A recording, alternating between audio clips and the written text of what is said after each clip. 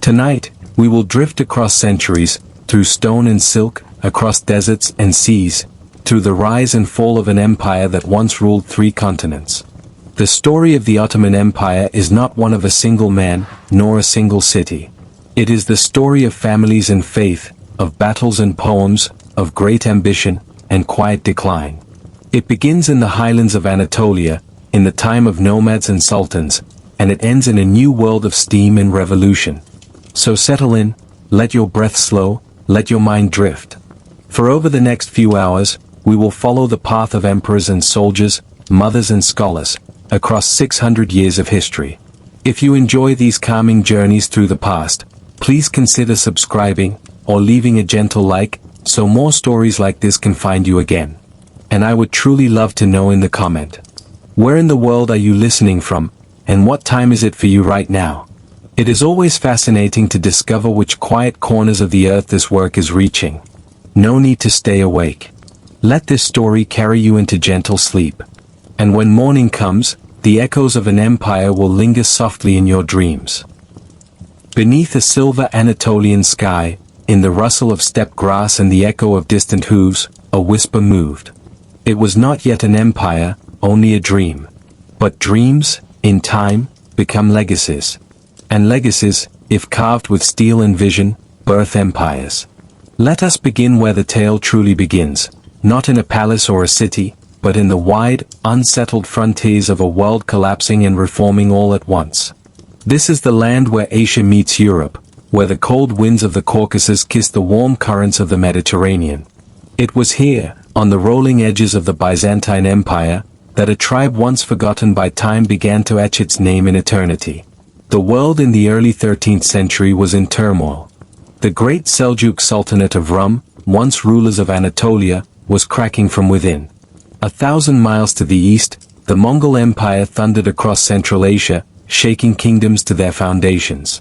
Entire cities vanished under Mongol hooves. Empires bled from the edges.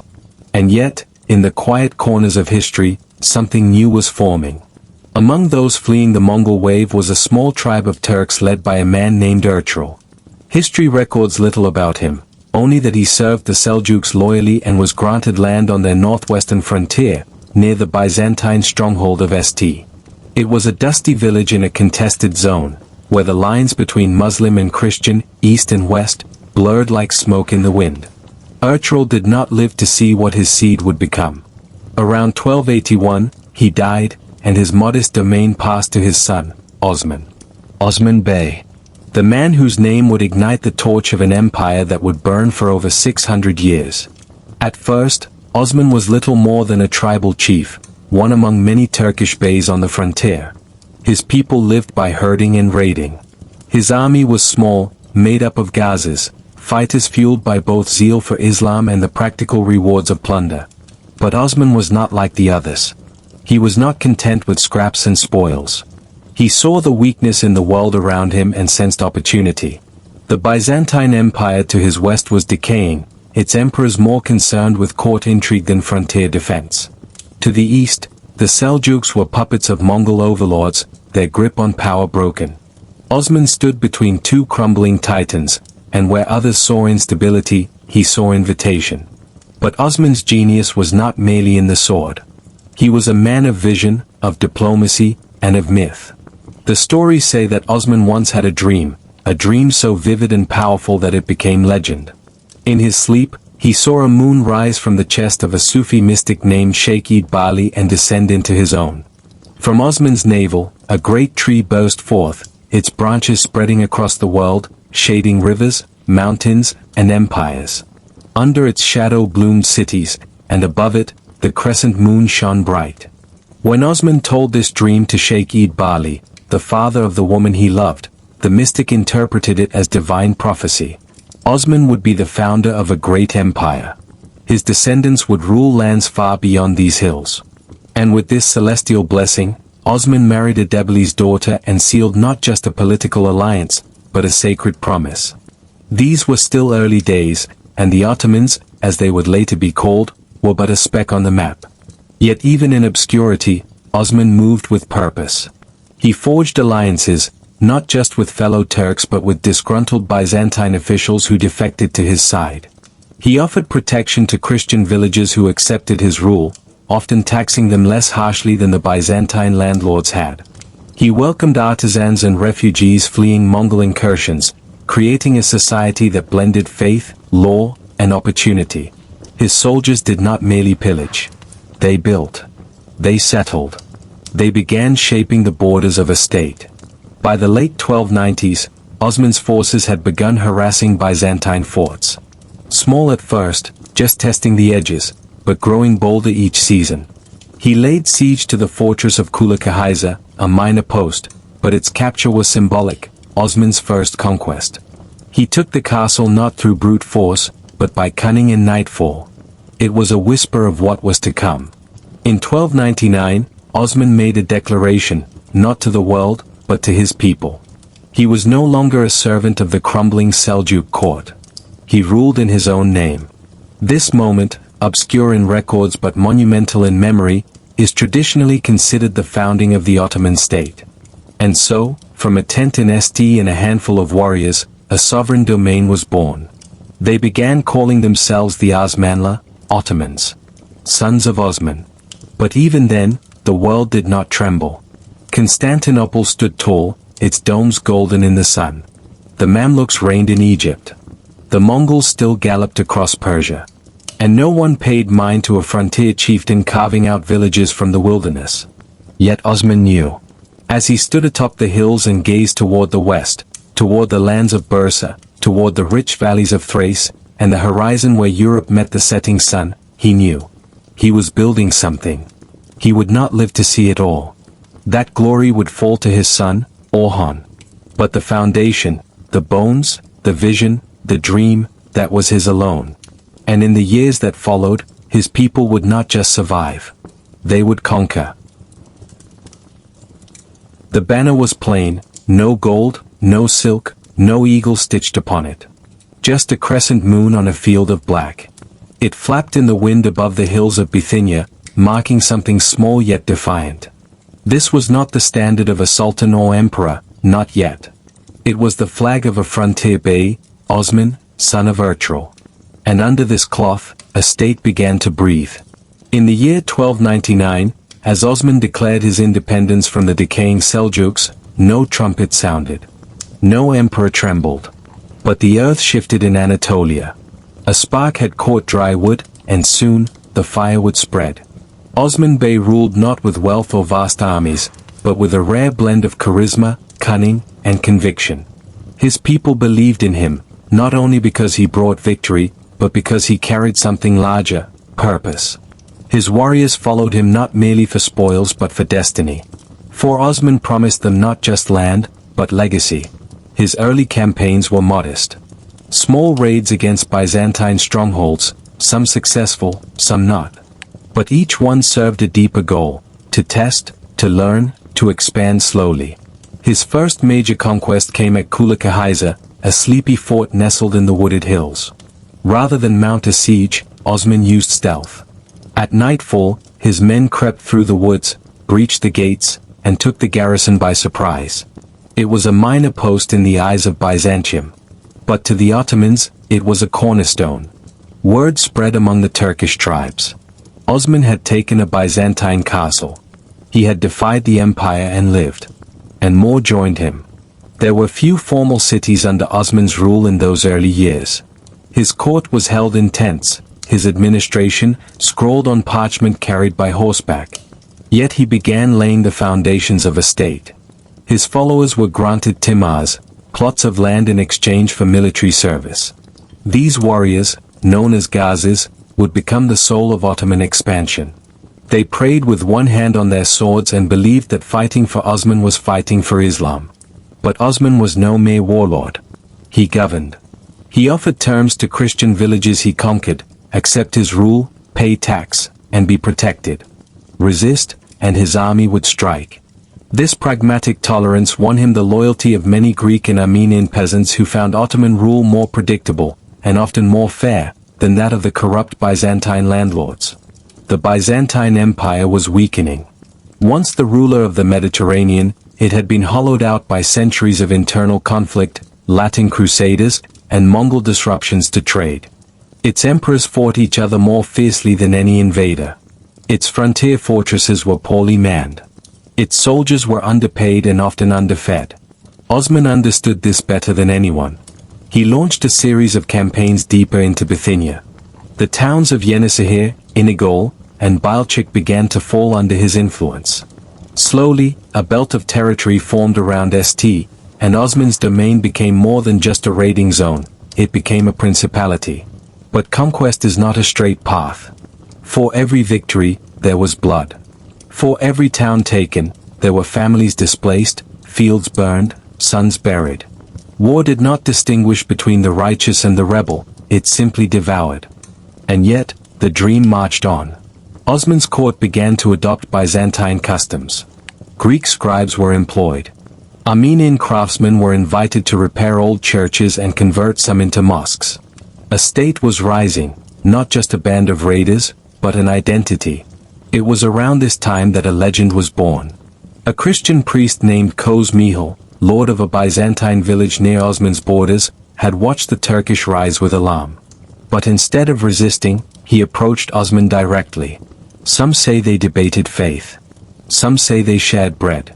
Whatever the truth, Koz Mihal eventually converted to Islam and became one of Osman's closest advisors. His conversion sent shockwaves across the region. If even a Christian lord could follow Osman, who wouldn't? By 1301, Osman had grown bolder. His army marched toward the city of Nicaea, one of Byzantium's most important fortresses. He didn't have the strength to conquer it, but the fact that he could threaten it at all was astonishing. Near the town of Baphius, Osman's forces clashed with a Byzantine relief army.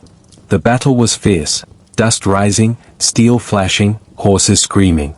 And when the sun set, the Ottomans stood victorious. It was Osman's first major military triumph against an imperial army. Not a raid. Not a skirmish. A true battle. And the world took notice. After Baphius, Byzantine control in Bithynia all but collapsed. Villages once loyal to Constantinople switched allegiance. Others surrendered without resistance. And still, Osman did not proclaim himself sultan. He remained a bey, humble in title but mighty in ambition. As more land came under Ottoman control, Osman had to govern. He established courts based on Islamic law but allowed Christians to settle disputes through their own religious leaders. This dual system, practical and inclusive, became an Ottoman trademark. In time, his rule began to show the shape of what the empire would become. Military leadership balanced by religious legitimacy. Multi-ethnic populations governed with relative tolerance. Warriors rewarded with land, loyalty, and legacy. But age comes even for the dreamers. By the 1320s, Osman was growing ill. His bones ached. His breath came slower.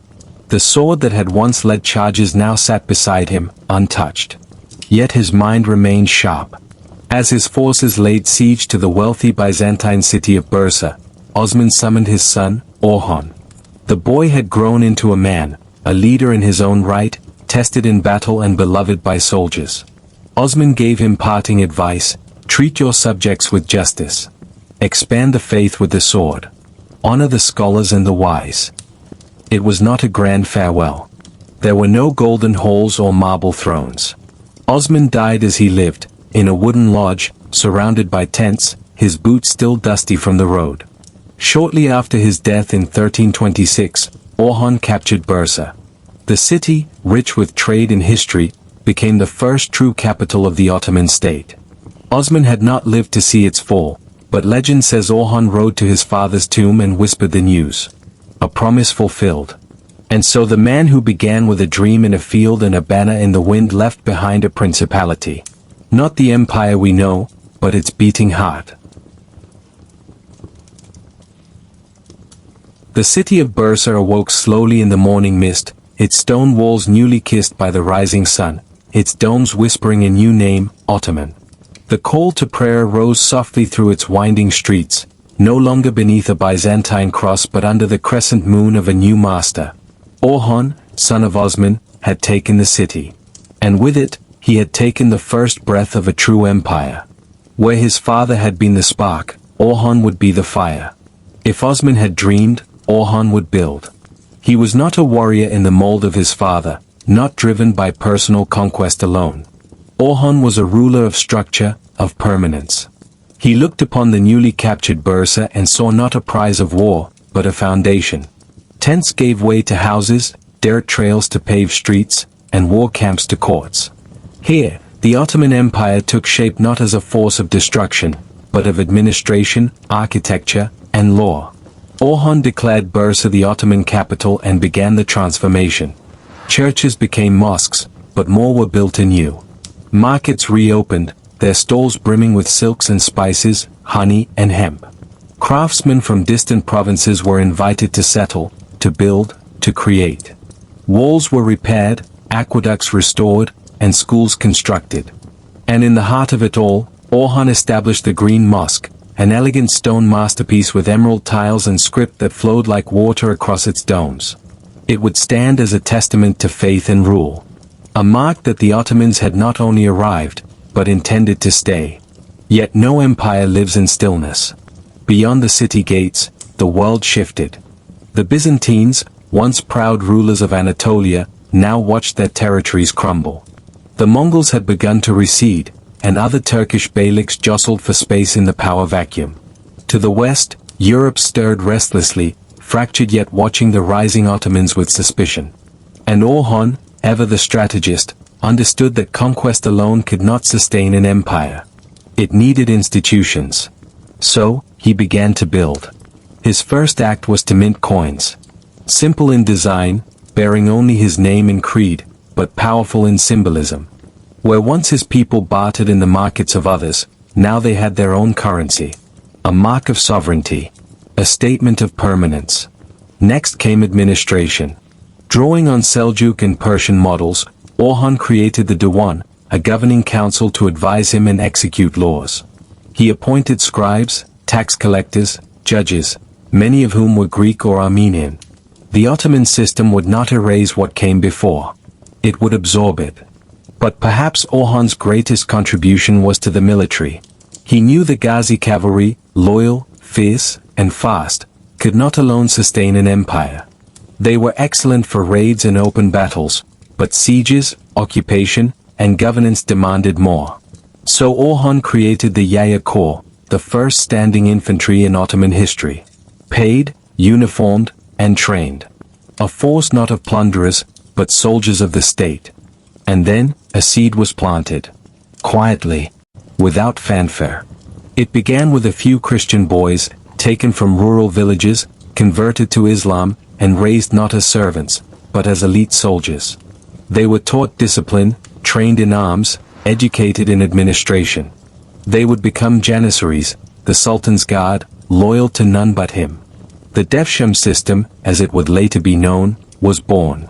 To modernize, it may seem cruel, a child taken from home, faith replaced, life remade. Yet many Christian families willingly gave their sons, seeing in the system a path to power unimaginable otherwise. In time, these boys would rise to become generals, governors, even viziers. And so Orhan did not just conquer, he created a machine. A society in motion. A state not yet an empire, but no longer a tribe. While he built, the Byzantines bled. In Constantinople, dynastic struggles tore the empire apart. In 1346, Emperor John VI Cantacuzenios, desperate in his civil war, reached out to Orhan with a most unexpected offer, marriage. The emperor's daughter, Theodora, would be given to Orhan in exchange for military aid. The wedding was grand, Orthodox priests and Ottoman imams side by side, golden candles and green banners entwined. And with it, came legitimacy. The Ottomans were no longer barbarians from the east. They were now in-laws to the Roman Empire. And Orhan? He had earned a passage into Europe. The narrow straits of the Dardanelles, long guarded by Byzantine fortresses, shook one spring morning in 1354. An earthquake, a tremor sent by the earth itself, cracked the walls of Gallipoli. Sensing divine favor or merely opportunity, Orhan's son Suleiman Pasha crossed the sea and took the city. No blood spilled. No siege needed. A broken wall was all it took. With Gallipoli, the Ottomans had their first European stronghold. A gateway to the Balkans. A new theater of war. A new horizon. Yet joy was tempered with grief.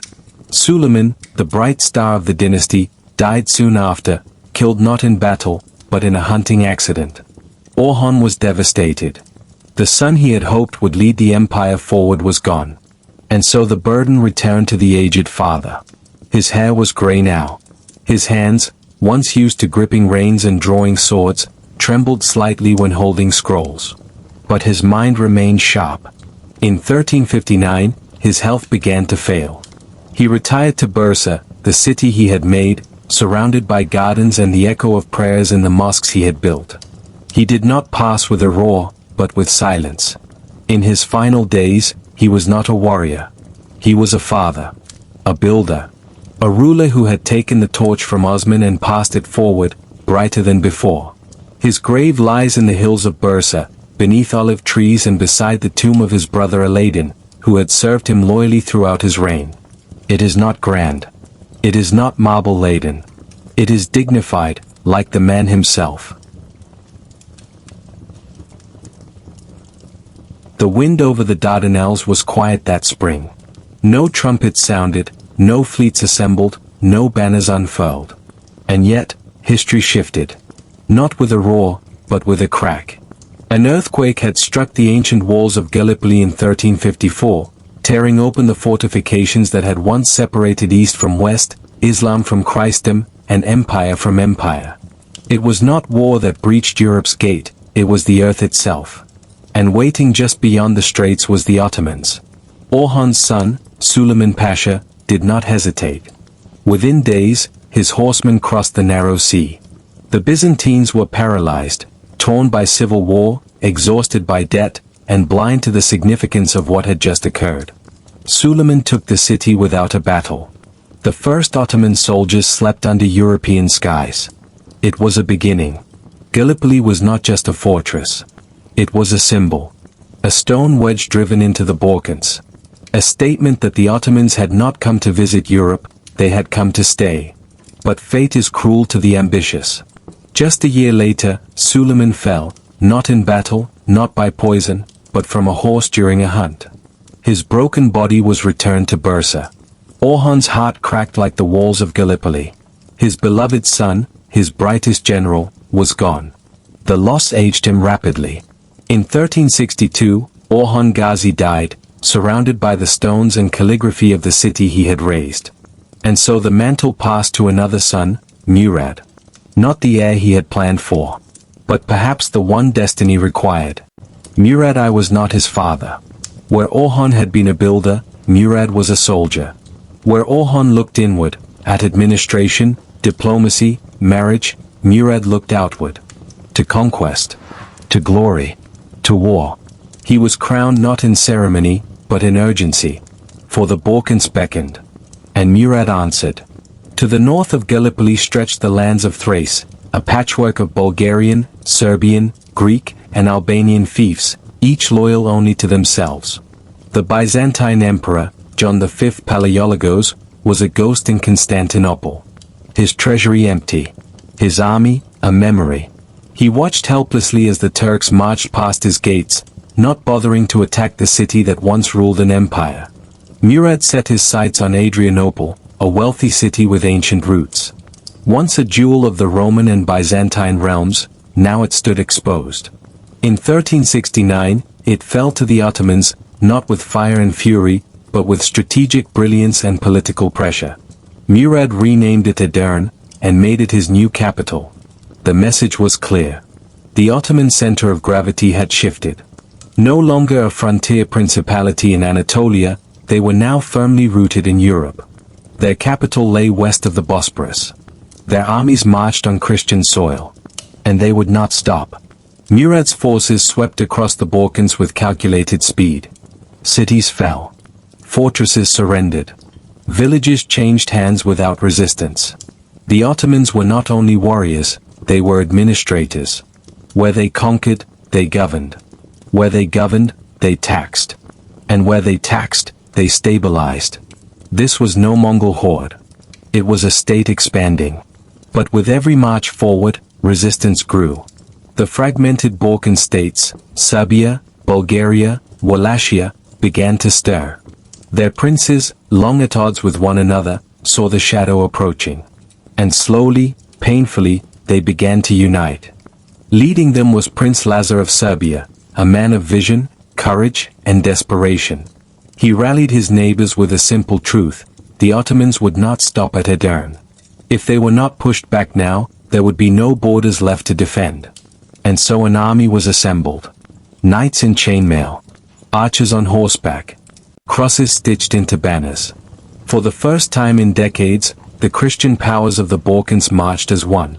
Murad knew they were coming. He welcomed it. He led his army into the fields of Kosovo, a broad, flat plain perfect for battle. He brought cavalry, infantry, archers, and the new pride of his military machine, the Janissaries. No longer just a concept, they were now a core. Loyal, trained, deadly. The two armies faced each other on the 15th of June, 1389. The dawn was misty. The grass wet with dew. Birds flew in silence overhead, sensing the storm to come. Both sides prayed. Both sides sang. And then, the clash. Steel rang against steel. Horses screamed. Arrows rained like hail. The battlefield churned with sweat and blood, hope and fear. The Serbian knights charged hard, breaking through Ottoman lines, cutting deep into their center. But the Janissaries held. The Ottomans counterattacked. Cavalry wheeled. Flanks collapsed. Chaos roared. And in that chaos, history bent sharply. A Serbian noble named Miloš Bilić approached Murad's tent under the pretense of defection. The guards allowed him in.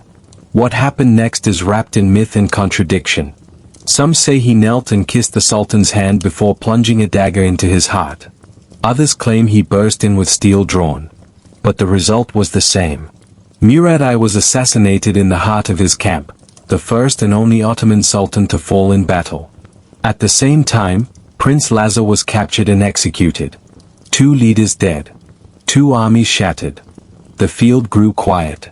Soaked in blood. Littered with bodies. No one truly won that day. And yet, the Ottomans claimed victory. Because they remained. Murad's son, Bayezid, stood on the battlefield, staring at his father's lifeless body. He acted quickly. Ruthlessly. To secure succession, he executed his own brother, preventing a civil war. Thus began the grim Ottoman tradition of fratricide, brothers slain to preserve the state. Bayezid was crowned that same day, sword still wet, grief still fresh. But that tale belongs to another chapter. For now, we rest with Murad, the first true Ottoman emperor. He was buried not in Bursa, but in Kosovo, at the site of his death. His tomb became a place of pilgrimage. His name, whispered in prayer and poetry. Murad had done more than conquer land. He had redefined the empire.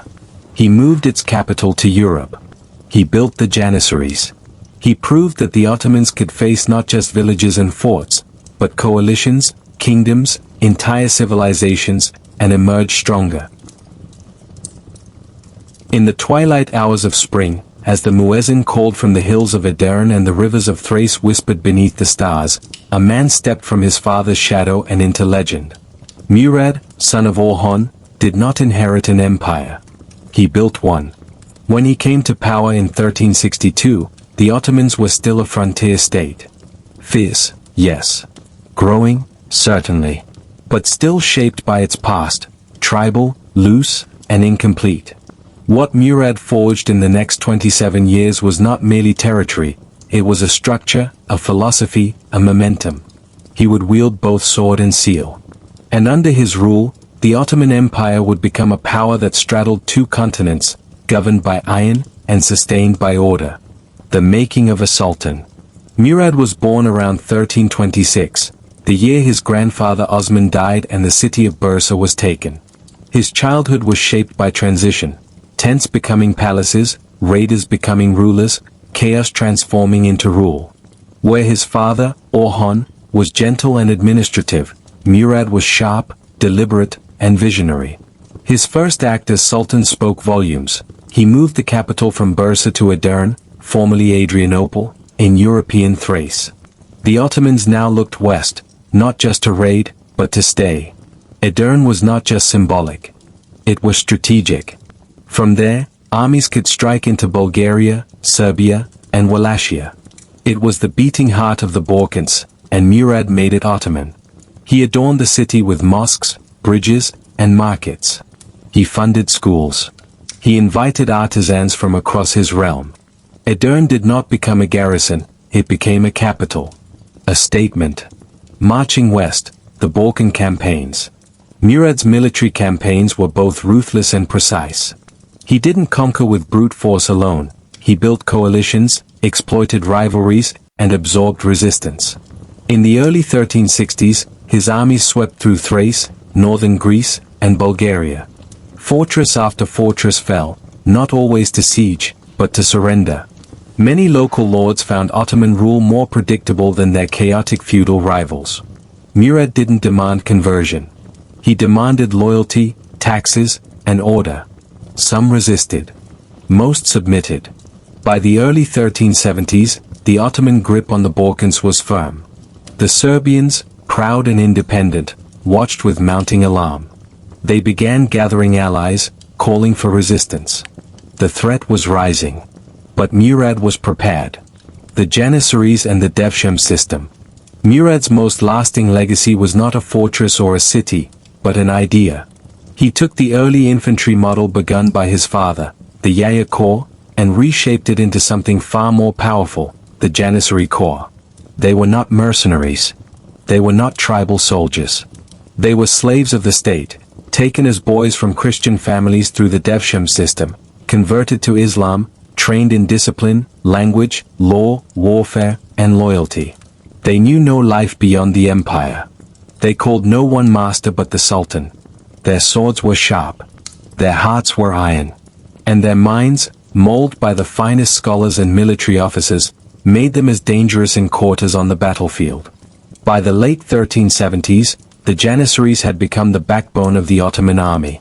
When Murad marched, they marched with him. Silent. Controlled. Unbreakable. It was a machine no Balkan kingdom could match. The Serbian challenge. Despite Ottoman advances, Prince Lazar of Serbia refused to bend the knee. Brave, pious, and politically astute, he began rallying the fractured Christian powers of the region. Hungarians, Bosnians, Wallachians, Albanians. In time, they would form a loose coalition determined to push back the Ottomans. But they needed a spark, an opportunity. Murad gave them one. In the spring of 1389, Murad led a massive force into Serbia. His goal, to crush resistance once and for all. His army crossed the rivers, through the hills, into the wide, flat expanse of Kosovo field. Prince Lazar waited with his own army. On June 15th, one of the most pivotal battles in Balkan and Ottoman history began. The Battle of Kosovo. At dawn, the air was heavy with silence. Men whispered prayers. Horses snorted. Banners fluttered lazily in the wind. Then, the first horn blew. What followed was chaos. Lazar's heavy cavalry thundered forward, smashing into the Ottoman left. The Janissaries held the center, their formation unyielding. Murad watched from the rear, issuing commands through smoke and screams. Arrows fell. Swords clashed. Drums roared. The battle lasted all day. The sun climbed high, then began to sink. Neither side could claim clear victory. But then, a betrayal, or a miracle, depending on which tale you follow. A Serbian knight named Miloš Bilić was granted access to Murad's camp. Perhaps he feigned defection. Perhaps he simply slipped through. When he reached the Sultan's tent, he stabbed Murad in the chest. The Sultan died where he sat today. The first, and only, Ottoman ruler to fall in battle. Fratricide and succession. The battlefield did not pause. Upon learning of his father's death, Bayezid, Murad's son, took command. His first act was as shocking as it was effective. He executed his own brother, Yakub, ensuring no succession war would follow. It was brutal. It was cold. It was, perhaps, necessary. Thus began the Ottoman tradition of fratricide, sanctioned in later centuries by law, kill your brothers, so that order may be preserved. Bayezid was crowned sultan on the same day his father fell. He inherited both a victory and a corpse. The Battle of Kosovo ended in confusion. Both leaders dead. Both armies broken. But the Ottomans did not retreat. They held the field. And the Balkans would never recover. Murad's legacy. Murad was buried on the field of battle. His internal organs, placed in a marble tomb in Kosovo, his body returned to Bursa. He was called Huda Vendiga, the God-favored. And perhaps he was. For he had done what no Turk had done before. He made Europe the heart of an Islamic empire. He created a military elite unmatched in discipline. He secured a realm that reached from the Danube to the Taurus Mountains. And he passed on a throne stronger than when he had found it. Murad ruled for 27 years, longer than Osman, longer than Orhan. But in that span, he turned a borderland principality into a true Eurasian power. His sword carved across 2 continents. And in its wake flowed history. The sun dipped low over Kosovo field, its golden light catching on broken spears and the pale armor of the fallen. Among them lay the body of Murad I, father, warrior, builder. But beside his cooling corpse stood a man with eyes like sharpened glass. He was Bayezid. And history would remember him as Yildirim, the Thunderbolt. His rise was swift, ruthless, and absolute. Moments after his father's death, he seized command. No councils. No ceremonies. No delay. He ordered his brother Yakub executed on the battlefield, a cold stroke of statecraft that ensured no rival could challenge him. Then he turned to the men and raised his sword high. The message was clear, the Ottomans would not break. They would strike. The swift Sultan. Bayezid moved like lightning, his armies fast, his decisions faster. Where his predecessors had built carefully, Bayezid aimed to expand furiously. His reign would stretch the empire's limits, and perhaps, its fate.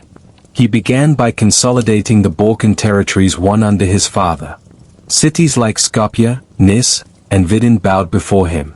In 1390, he marched into Bulgaria, captured Tarnovo, and brought the kingdom into Ottoman orbit. The old Christian dynasties, once dominant across the peninsula, now paid tribute or bled.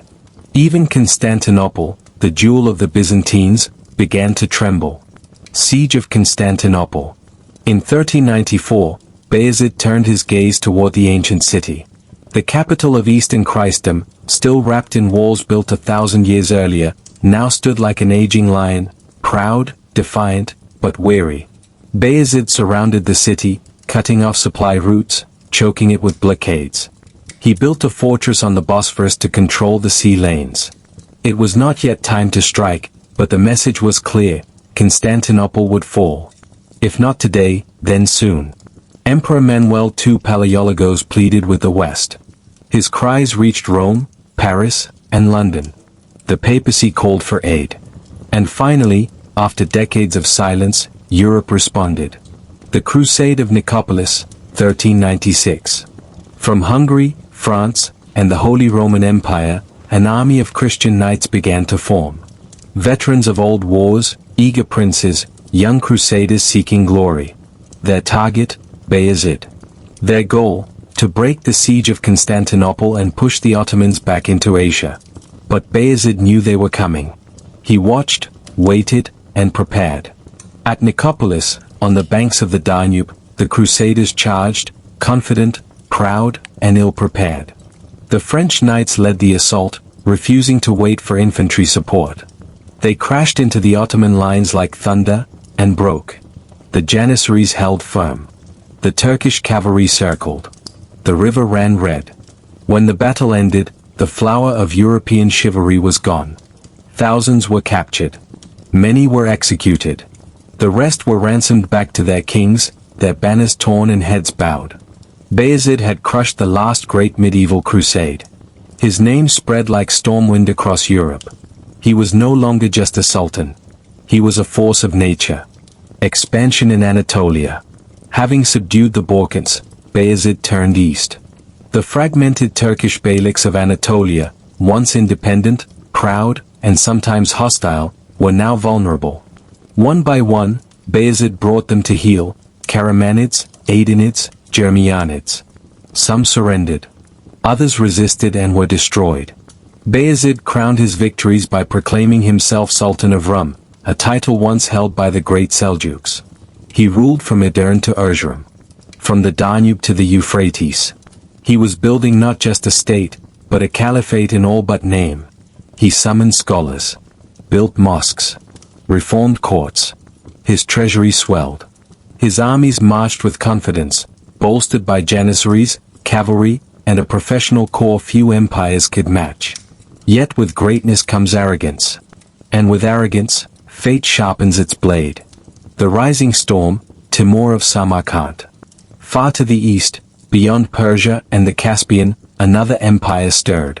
Tamerlane, Timur the Lame, had carved an empire from the wreckage of the Mongol world. A descendant of Genghis in spirit if not blood, Timur was as brutal as he was brilliant. His armies had sacked Delhi, crushed the Mamluks, and turned Persia into ash. And now he looked westward. Toward Anatolia. Toward Bayezid. Two men, two monsters, now stood on either end of the Muslim world. And they could not both rule. What began as insults turned to threats. What followed was war. The Battle of Ankara, 1402. Bayezid marched east, confident in his power. His army was vast, but tired. The Anatolian beyliks he had conquered now revolted behind him, aligning with Timur. His allies melted away. The summer heat was brutal. Near Ankara, the two titans clashed. Timur's army was larger, more disciplined, and better supplied. He used deception, feigned retreats, and local knowledge. Many of Bayezid's troops defected mid-battle.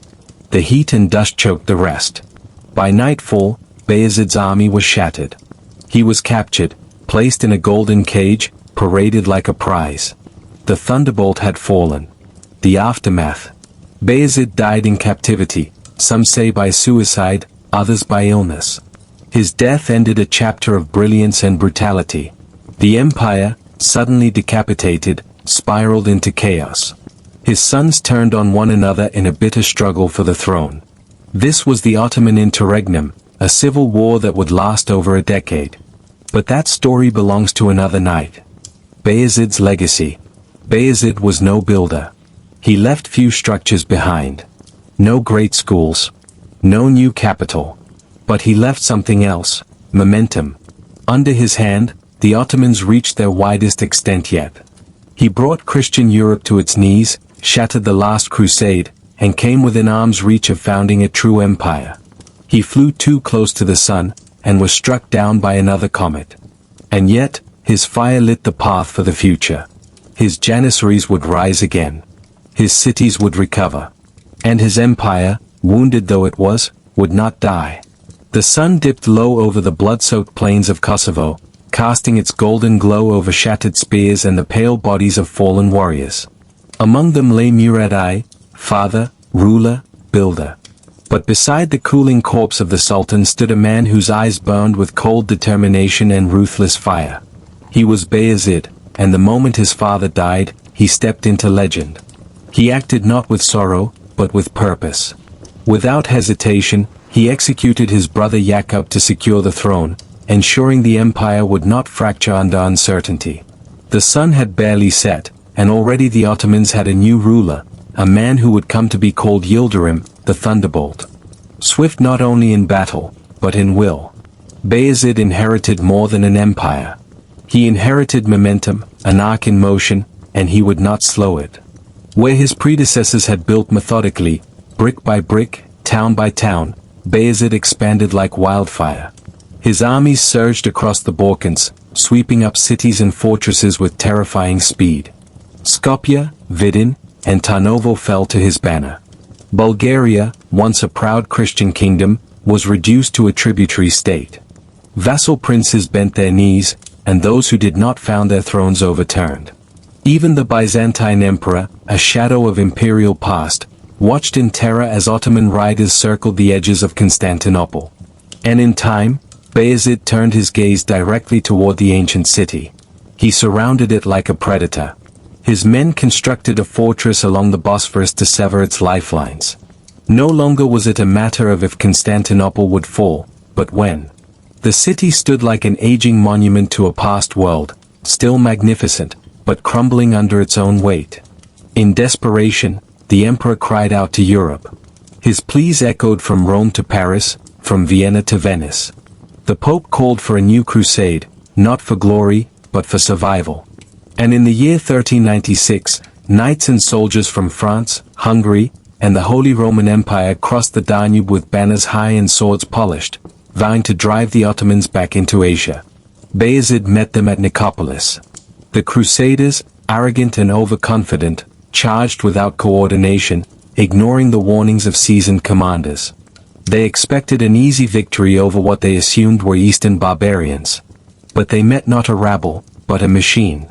Bayezid unleashed his Janissaries, the elite infantry who fought not for gold or blood, but for the will of the Sultan. The Ottoman lines held as Christian knights shattered themselves against steel and discipline. Bayezid's cavalry circled like hawks, cutting through the exposed flanks. And when the dust settled, the river ran red. Thousands of knights lay dead or in chains. The last great medieval crusade had been broken. Bayezid, now feared throughout Christendom, stood taller than ever. Having secured the west, he turned east. In Anatolia, the fragmented Turkish beyliks, independent principalities that had once challenged Ottoman power, now lay vulnerable. Bayezid descended upon them with relentless precision. One after another, he annexed their lands, their armies, and their legacies. The Karamanids, Aydinids, and Germanids fell under his sword. For the first time since the fall of the Seljuks, Anatolia moved toward unity. In Edirne, Bayezid declared himself not merely a ruler, but a sovereign of empires. His coin bore titles that whispered of the Caliphate, of Rome, of divine right. He summoned scholars to court, funded grand mosques, and continued building the Janissary Corps into an institution of terrifying loyalty. His realm now stretched from the Danube to the edge of the Persian desert. His armies were feared across 3 continents. And yet, in the Far East, a new shadow had begun to stretch across the map. His name was Timur, Tamerlane of Samarkand. A conqueror of brutal genius, Timur was carving a new empire from the ashes of the Mongols. He had already crushed Delhi, laid waste to Persia, and left the Mamluks of Egypt gasping. Like Bayezid, he tolerated no rivals. 2 storms were now brewing, 2 rulers whose ambition could not share a sky. At first, the conflict was only words. Bayezid insulted Timur. Timur returned fire with letters laced in poison and mockery. Then came the provocations, border raids, sieges, rival alliances. The tension thickened into inevitability. In 1402, Bayezid marched east to face the invader. His army, vast and seasoned, marched across Anatolia, weary but loyal. Yet as they reached the dry plains of Ankara, they found no welcome. The summer heat was merciless. Supplies ran thin. And Timur, master of deception and delay, maneuvered with elegance. The 2 armies met near the city. What followed was not a battle, but an unraveling. Timur's forces were better fed, better rested, and supported by defections from Anatolian beyliks eager for revenge. Timur feigned retreat, drew Bayezid forward, and then struck like a thunderclap. Bayezid's lines broke. His cavalry fled. Even his Janissaries were overwhelmed. By nightfall, the Sultan who had once humbled Europe was captured, placed in a golden cage, and paraded before Timur like a trophy hawk. The Thunderbolt had been struck down by a greater storm. Bayezid's final days are veiled in rumor. Some say he died in shame. Others whisper of poison or suicide. What is certain is that his death, in captivity and defeat, shattered the Ottoman image of invincibility. And the consequences were immediate. With no clear successor, his sons turned on each other.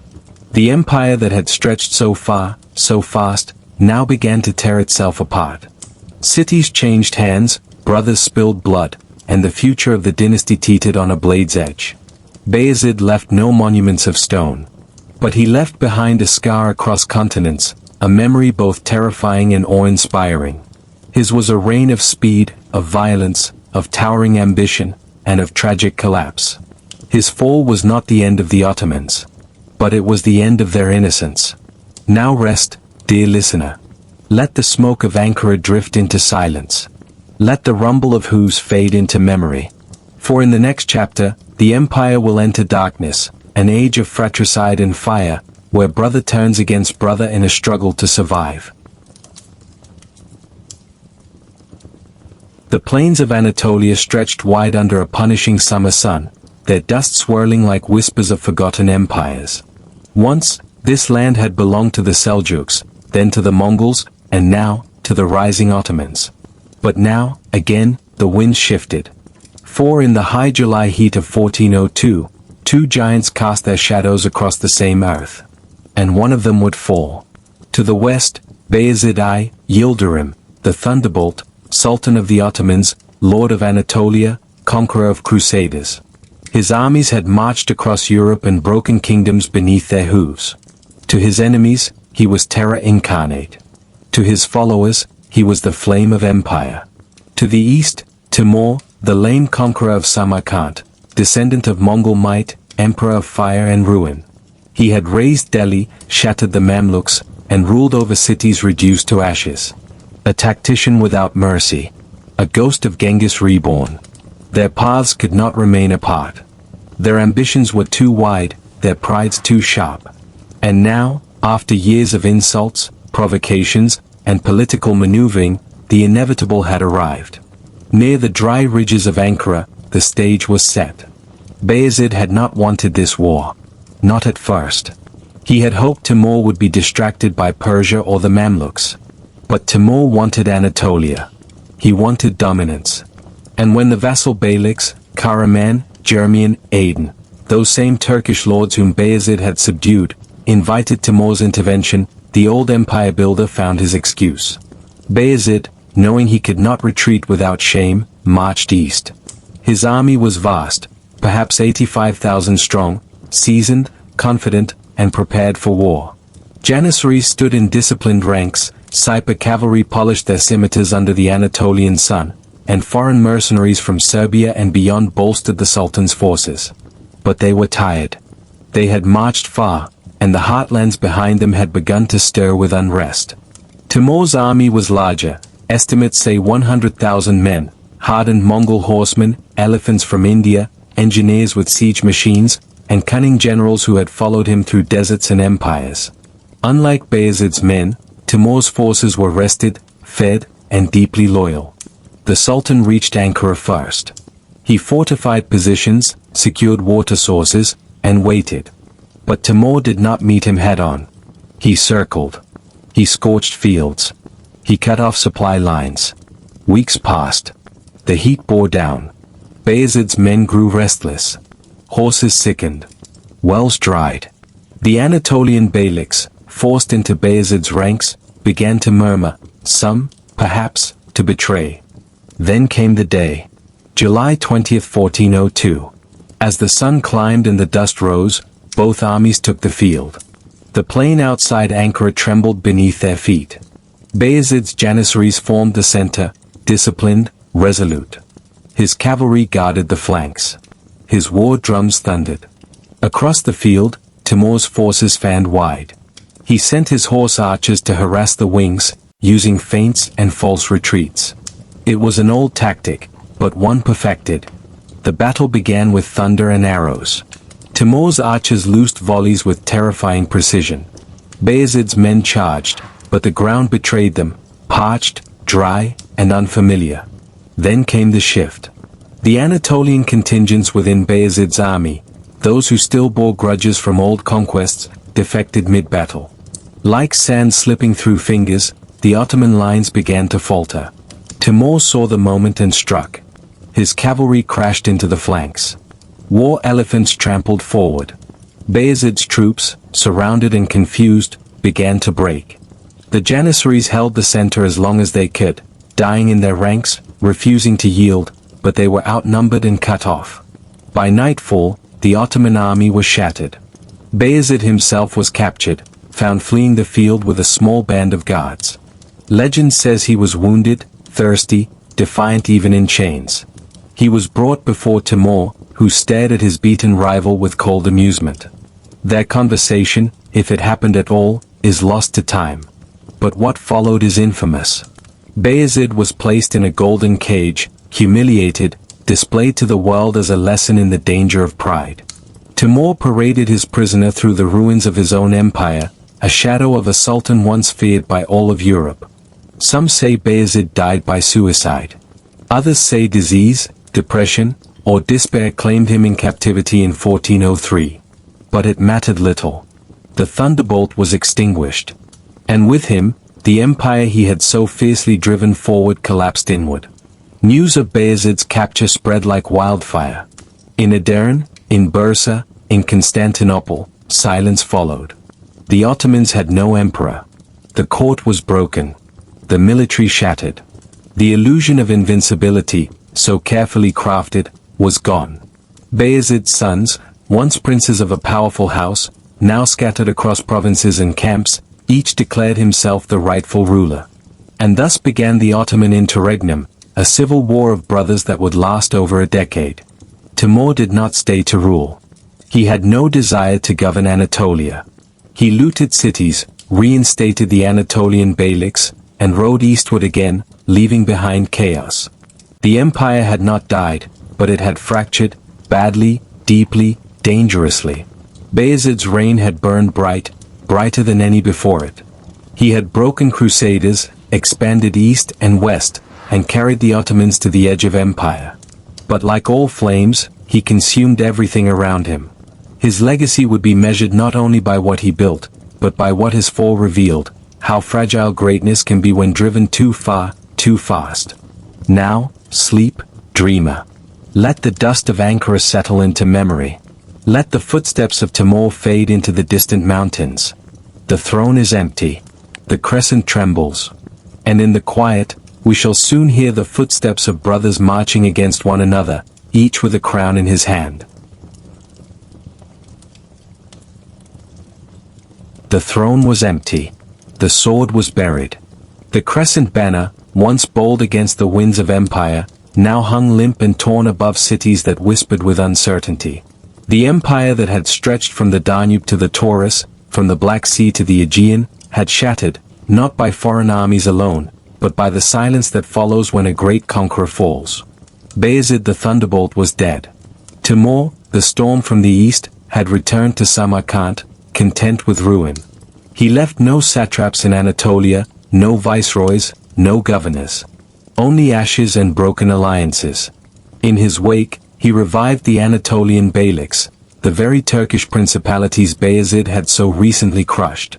Karaman, Jeremian, Aden, Menteis. Like embers catching wind, they fled to life again. But what of the Ottoman heart? That, too, lay broken. Bayezid had left behind 4 sons, each born of different mothers, raised in separate courts, and trained in the arts of war and power. And in the sudden vacuum of rule, each believed himself not only a prince, but a sultan. Each with loyal men. Each with claims. Each with ambition. And so began the Ottoman Interregnum, 11 long years of civil war, fratricide, and fury. In Bursa, the traditional seat of power in Anatolia, ruled Suleiman Çelebi, the eldest son. He was bold, confident, and in the early years, the most powerful. He controlled the Balkans, including Edirne, and had the support of Christian vassals and former allies of his father. In Amasia, further east, ruled Mehmed Çelebi, younger and more calculating. He had survived the Battle of Ankara and returned quietly to his base, consolidating power slowly, deliberately, like a man building a fortress brick by brick. In the south, in Izmir and the western Aegean, Isa Çelebi held sway for a time, though his rule was fragile, a candle flickering in the wind. And finally, Musa Çelebi, once a hostage under Timur, returned to the empire like a ghost, unannounced but unrelenting. The brothers did not sit at tables to negotiate. They rode. They wrote letters of declaration and raised banners over rivers and hills. Armies marched across Anatolia and Thrace. Villages changed allegiance with every moon. Cities were sieged. Borders became meaningless, blurred by chaos and ambition. At first, Suleiman held the upper hand. With Edirne in his grasp and support from the Byzantines, ever eager to play Turkish princes against one another, he pressed into Anatolia and briefly regained control of Bursa. But power made him careless. His harsh rule and arrogance turned allies into enemies. And in that shadow, Mehmed rose. He defeated Isa Shalebi in battle near Ulubat, stripping him of his claim. Then, through intrigue and precision, he maneuvered Musa Shalebi into open conflict with Suleiman. For a time, it worked. Suleiman was betrayed by his own men and killed near Edirne in 1411. Musa then declared himself sultan. But he was wild, fierce in battle, but too violent in governance. He began to persecute Christians, executing former allies and threatening Byzantine peace. It was this reckless fury that turned the tide once more. Mehmed, calm and relentless, gathered his forces. He crossed into Europe with the help of Byzantine ships, a bitter irony for a Muslim prince, but one he accepted as necessary. The Ottomans were nothing if not practical. In 1413, the two remaining brothers met near Kamolu, in the forests of Thrace. The battle was brutal. Spears shattered. Arrows sang through the trees. Blood soaked into the soil that had seen too much of it already. When it ended, Musa lay dead. And only one brother remained. Mehmed Shalebi entered Edirne not as a prince, but as a savior. The Janissaries, worn and cautious, swore their oaths anew. The court wept, not from sorrow, but from exhaustion. The war was over. 11 years of fire and fracture had ended. The sons of Bayezid had destroyed nearly all their father had built. But from those ashes, one man emerged stronger, tempered by war and driven by the knowledge of just how fragile power truly was. Mehmed was crowned Sultan Mehmed I, and he would later be remembered not for how much land he gained, but for how much he restored. He reunited the fractured empire, not through conquest, but through careful alliances, measured pardons, and the patient rebuilding of state power. His was a reign of healing. He moved slowly but deliberately. Roads were repaired. Governors were reappointed. Coinage was stabilized. Judges returned to cities long without law. The Janissary Corps was restructured, purged of opportunists, and returned to its elite status. Under Mehmed, the empire breathed again. Not with thunder, not with fire, but with quiet endurance. The Ottomans had survived. Not because they had the most land, the greatest fortresses, or the strongest walls, but because they were adaptable, flexible, willing to bend when others broke, willing to retreat to the center and build again. In time, the empire would rise stronger than ever before. But it would never forget this chapter, the decade of shadows, when brother killed brother, when sultans fell in cages, and when the empire itself nearly ceased to be. So now, sleep. Let the clang of civil war fade into memory. Let the flickering torches of midnight betrayal dim. The fires have burned low, and the dawn has returned. And in the next chapter, a new generation will take the reins, not to survive, but to conquer. The long night was over. The wind moved gently through the banners of Edirne, no longer ragged from civil war, no longer flapping above rival camps. It was a quieter city now, wounded, weary, but intact. Within its walls, a single man sat on the Ottoman throne, not with celebration, but with resolve. His name was Mehmed Shalebi, and the blood of his brothers still stained the soil upon which his throne now stood. He had not taken the crown in triumph. He had earned it through survival. For 11 years, the empire had torn itself apart in the struggle to claim what Bayezid had left behind. And now that the fires had dimmed, Mehmed did not bask in glory. He got to work. His first act was not to march, but to rebuild. He knew that an empire could not exist by the sword alone, not after what it had endured. Roads that had once carried armies now lay crumbling. Cities that had traded silk and spices now stood empty or split by rival loyalties. Governors had declared independence. Soldiers had turned mercenary. The Janissary Corps, once the heart of Ottoman might, was fractured by politics and corruption. Mehmed's reign would not be about conquest, but cohesion. He moved carefully. He reappointed governors loyal to his court but avoided vengeance. He issued firmans, royal decrees, granting pardons to those who had supported his brothers, so long as they pledged fealty now. Some whispered he was too soft. But Mehmed understood, bloodshed would only invite more fracture. In Bursa, the old capital, he invested in repairs. Mosques were restored. Schools reopened. The bazaars, silent for years, began to hum again with the bartering of wool, grain, and bronze. In Edirne, he reshaped the court into something more stable, less tribal, more imperial. Scribes wrote new laws. Judges were dispatched to the provinces. Taxes were reformed, not raised. He summoned the Janissaries and delivered a message: the chaos was over. Their loyalty was no longer to a name, but to the state. Those who failed to understand were dismissed. Others, younger, hungry for discipline and purpose, were trained anew. And while Mehmed ruled in peace, he watched his borders with caution. To the west, the Byzantines breathed easier. They had survived the Interregnum not by strength, but by diplomacy. Emperor Manuel II had played the brothers against one another, but now faced a sultan more focused, more measured, and far less forgiving. To the east, the Anatolian beyliks that Timur had revived after Bayezid's fall still fluttered about, some defiant, some wary. Mehmed did not strike them down immediately. Instead, he re-established tribute, taking gold instead of cities. He knew the cost of overextension. He had seen his father's empire collapse under the weight of ambition. There were battles during Mehmed's reign, but none like Nicopolis or Ankara. Skirmishes flared. Revolts surfaced.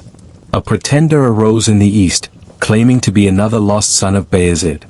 But Mehmed crushed the rebellion quickly. His forces were smaller than those of his predecessors, but better organized, more disciplined. Where Bayezid had raced like lightning, Mehmed moved like the tide, inevitable, patient, always advancing. And still, he built. He restored vakfs, charitable endowments that funded hospitals, schools, and mosques. These institutions, silent during the civil wars, now flourished again. He brought back scholars to Bursa and Edirne, men of letters and law who had fled during the chaos. He knew that a dynasty could not last by steel alone.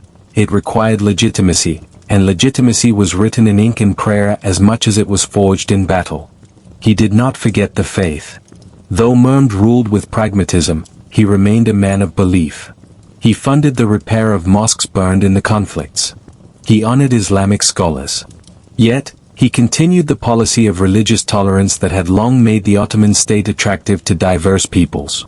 Christians, Jews, and Muslims all found a place in his administration. His was an empire of layers, not uniformity. And in this way, the state healed. Trade resumed. Armies reformed. Order returned. And across Anatolia and the Balkans, people once afraid to speak the name of a sultan now spoke one, Mehmed. But the sultan was growing older. Years of war and rule had worn him. His back ached. His hair had thinned. And though he rarely spoke of it, he knew time was catching him. He had no grand dreams of conquest. No promises of taking Constantinople or riding to Arabia. His vision was simpler, more profound: stability. If he could pass the throne to his son in peace, he would consider himself a successful ruler. And so, he began to prepare his heir. His son, Murad, was young but clever, sharp-eyed, observant, and calm in the way his grandfather Orhan had once been. Mehmed involved him early in statecraft, ensuring he learned the weight of decision, the burden of command. He sent Murad on small campaigns, not to expand the empire, but to learn how to govern it. Then, in 1421, in the heat of summer, Sultan Mehmed I fell ill in Edirne. He called for his son to return at once. The court fell into silence. Ministers, generals, and clerics lined the corridors. The man who had stitched the empire back together now faded slowly in the quiet of his own chambers. When Murad arrived, Mehmed gripped his hand, and those present say he whispered only one word: Devam. Continue. And then he was gone. No triumphant parades marked his reign. No thunderous battles. But the Ottomans owed him everything. He had not conquered kingdoms. He had saved one. So now let the bells fall silent. Let the palace lamps burn low. Let the empire sleep a little longer. For in the next chapter, the son of Mehmed will rise, Murad II, a ruler caught between duty and destiny, faith and fire. The throne sat heavy in Edirne, not because it was grand, but because it carried the weight of blood, ambition, and silence. Murad II took his seat not with a trumpet blast, but with the stillness that follows a storm. His father, Mehmed I, had left him a kingdom stitched back together with care and caution. It was not perfect, but it was whole. And now it was his to hold. He was only 18. The ink on his father's final decrees was still wet when the challenges began. As if the empire had only been waiting for the old sultan to die, threats rose like weeds. Pretenders appeared, first a man claiming to be his uncle Mustafa, once thought dead, now leading a rebellion in Anatolia with the support of the Byzantine emperor, who once again sought to play Ottoman princes against one another. Murad was young, but not naive. He raised his army, not hastily, but methodically. Janissaries stood at the core, silent, efficient, loyal. Saipa cavalry flanked his forces. And in the spring of his reign, he marched east to face the first test of his sovereignty. The false Mustafa was defeated and executed, and with his death came the message that the boy on the throne was no puppet. But there were no long celebrations. Barely had the dust settled in Anatolia when revolts broke out in the Balkans. The Serbs, long vassals of the Ottomans, refused to renew their allegiance. Behind them stood the Hungarians, ever eager to reclaim lands lost to Turkish swords. And so Murad turned west, his gaze sweeping back across the Danube. In 1430, his forces captured Thessaloniki from the Venetians, who had taken it during the chaos of the Interregnum. The city, rich in history, lay upon the Aegean like a jewel fallen into the sea. The Ottomans restored it not through plunder, but through preservation. Trade resumed. Minarets rose beside ancient churches. Murad's rule, though firm, was not one of flames. He sought not to destroy cities, but to absorb them. And yet, war never waited long. In 1443, a massive Christian crusade was launched, this time led by John Hunyadi of Hungary and Władysław III of Poland, both eager to exploit what they saw as weakness in the Ottoman ranks. Their armies swept through the Balkans with brutal speed, capturing towns, burning fields, pushing deep into Ottoman territory. The Janissaries, once considered invincible, faltered under the coordinated might of Europe's renewed crusading spirit. Murad responded with quiet fury. He fell back strategically, avoiding direct confrontation, preserving his core forces. The Christians advanced deeper, thinking the Sultan had broken. But when the time came, near Zlatitsa, he counterattacked. His patience turned into precision. The Ottomans reclaimed the territory. The Christian armies were driven back across the mountains. It was then, in 1444, that Murad surprised the world. He abdicated. He stepped down from the throne and passed rule to his young son, Mehmed, only 12 years old. The empire trembled at the act. A ruling sultan, victorious in battle, stepping aside? The court buzzed with speculation. Some whispered that he was weary, that the burdens of rule had worn him down. Others suggested that he feared court intrigue. But Murad said little. He retired to the town of Manisa, to live in quiet prayer and study. A sultan by birth, now a father by choice. But the world was not ready to let him go. The Christian powers saw an opportunity. A child sultan on the throne? They smelled blood. Despite a peace treaty sworn before God and witnessed by foreign powers, the Crusade of Varna was launched later that same year. Władysław and Hunyadi crossed the Balkans again, swords drawn, banners raised. The boy sultan watched the horizon darken and sent word to his father, "Return." Murad returned, not as a deposed ruler, but as a warrior summoned by necessity. He took the field once more, calm as ever, and met the Crusaders at Varna on the shores of the Black Sea. The battle was fierce. Dust rose. Arrows blackened the sky. Knights charged. Cannons roared. But Murad did not flinch. In the chaos, Władysław of Poland led a direct charge toward Murad's standard, hoping to end the battle in a single stroke. But the Sultan's guards held. Władysław was cut down. His head was placed on a pike. The Christian army collapsed. Murad returned to Edirne not in triumph, but in silence. His son was still too young. The court begged him to stay. And so, reluctantly, he resumed the throne. The rest of his reign was not marked by great battles, but by stabilization. He defeated Hunaydi again at the Second Battle of Kosovo in 1448, cementing Ottoman dominance over the Balkans. He quelled revolts in Anatolia. He continued rebuilding what the Interregnum had undone. Schools were funded. Trade routes resecured. And Mehmed, his son, continued to learn, not just the arts of war, but the discipline of governance. Murad ruled for 30 years in total, with a brief pause in the middle. He was never the most celebrated of sultans, his name not carved into the minds of poets like Suleiman or Mehmed the Conqueror, but he was the one who ensured there was an empire for them to rule at all. He was the bridge between disaster and destiny. A man who inherited a kingdom recently fractured and left it whole, disciplined, and poised for greatness. In 1451, Murad fell ill. His body, weathered by years of war and courtly burden, began to fade. He passed quietly, without ceremony, surrounded not by generals, but by servants, scribes, and silence. And into the silence stepped his son. Mehmed too. Now grown, now hardened, now ready. He would be called Fatih, the Conqueror.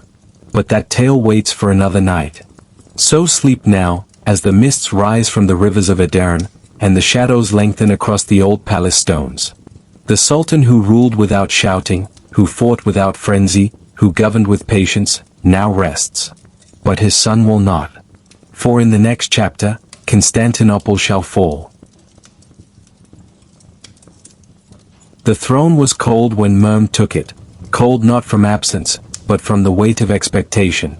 He was just 19, and the whispers of court and kingdom rose like smoke. Too young, they said. Too ambitious. Too reckless. They had said the same 10 years before, when he was crowned for the first time as a boy and watched the crown nearly slip through his fingers. But that Mehmed had been green. This Mehmed had returned with fire. The death of Murad II in 1451 passed with solemn ritual, but no time for grief. The world was watching. The Balkans stirred. Venice counted its fleets. Genoa measured its gold. The Pope listened for rumor. And at the heart of it all, like an aging colossus, stood the city Mehmed could not ignore. Constantinople. For over 1,000 years, it had defied siege. Its walls were stone legends. Its towers had watched the rise and fall of empires. Roman emperors had crowned themselves beneath its golden domes. Crusaders had once breached it in betrayal. And now, it sat like a relic, a fading candle surrounded by Ottoman flame. Mehmed knew he would be judged by what he did with that candle. From the moment of his accession, he planned. He strengthened the navy. He increased the Janissary Corps and demanded absolute discipline. He restructured the treasury, shifted tax flows, and gathered artisans and engineers. He studied ancient siege texts and met with military theorists. He summoned architects not to build palaces, but to build cannons. And so, to the astonishment of allies and enemies alike, he commissioned a Hungarian engineer named Orhan, who forged for him a weapon like no other, a giant bronze cannon, 27 feet long, capable of hurling a stone over half a ton in weight. It would take 60 oxen to move and hours to reload, but when it fired, it shook the ground like thunder.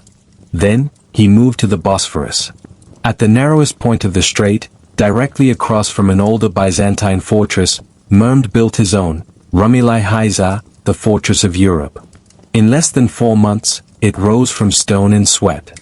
No ship could now pass between the Black Sea and Constantinople without his leave. He had tightened the noose. Emperor Constantine XI Palaiologos saw what was coming, but he could not stop it. The once mighty Byzantine Empire had withered to little more than the city itself and a few scattered towns. Appeals for aid went out, to Rome, to Venice, to the Orthodox kingdoms. But centuries of division, schism, and fatigue muted the responses. Some help trickled in, mercenaries, gold, prayer, but not enough. Constantinople, proud and golden, was alone. In the spring of 1453, Mehmed moved. He gathered an army of nearly 80,000 men, a mix of janissaries, Sniper cavalry, irregulars, and engineers. His navy, over 120 ships strong, moved into the Sea of Marmara. He sent one final offer to the emperor: surrender, and no blood would be spilled. The emperor refused. And so, on April 6th, the siege began. The cannon roared. The earth trembled. The walls shook, but did not fall. 4 days, then weeks, the Ottomans hammered the Theodosian walls, 3 layers thick, guarded by moats, reinforced with towers. At night, engineers dug tunnels to plant explosives beneath.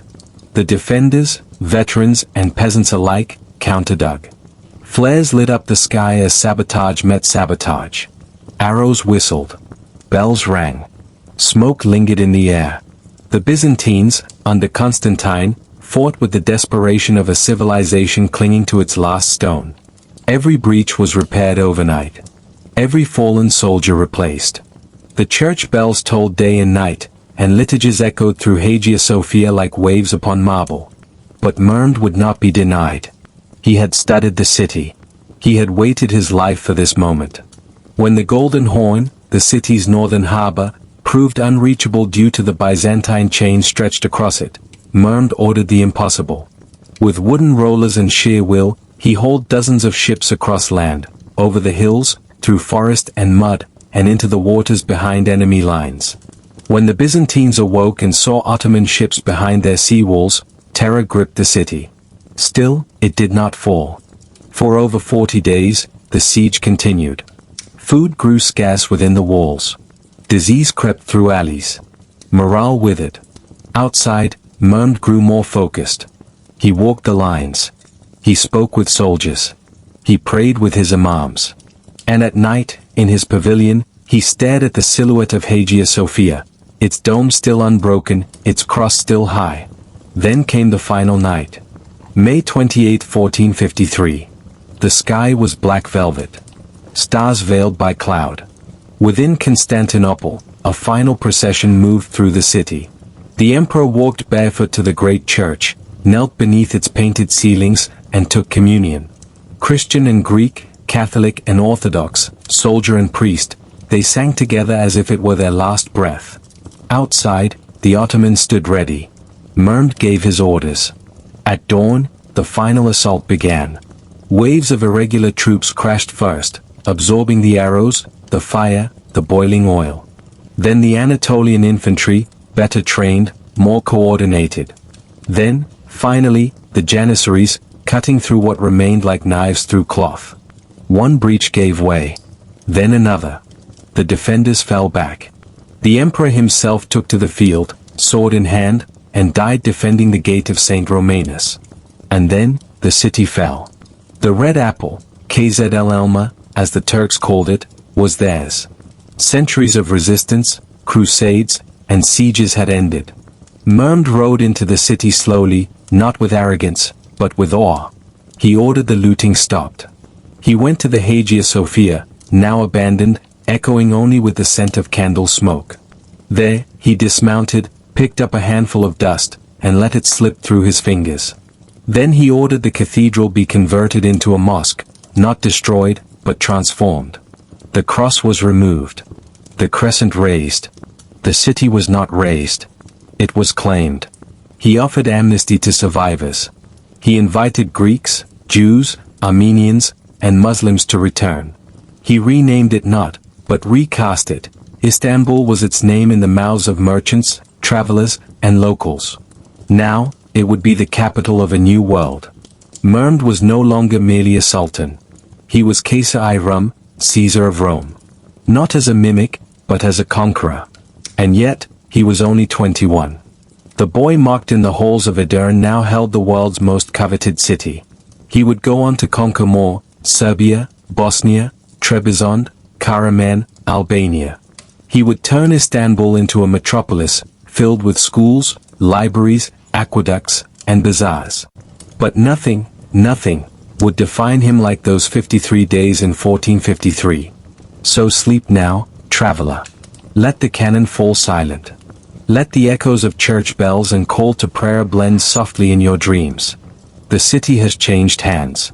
The world has changed course. And in the next chapter, we follow the Sultan as he reshapes the empire for the next 5 centuries to come.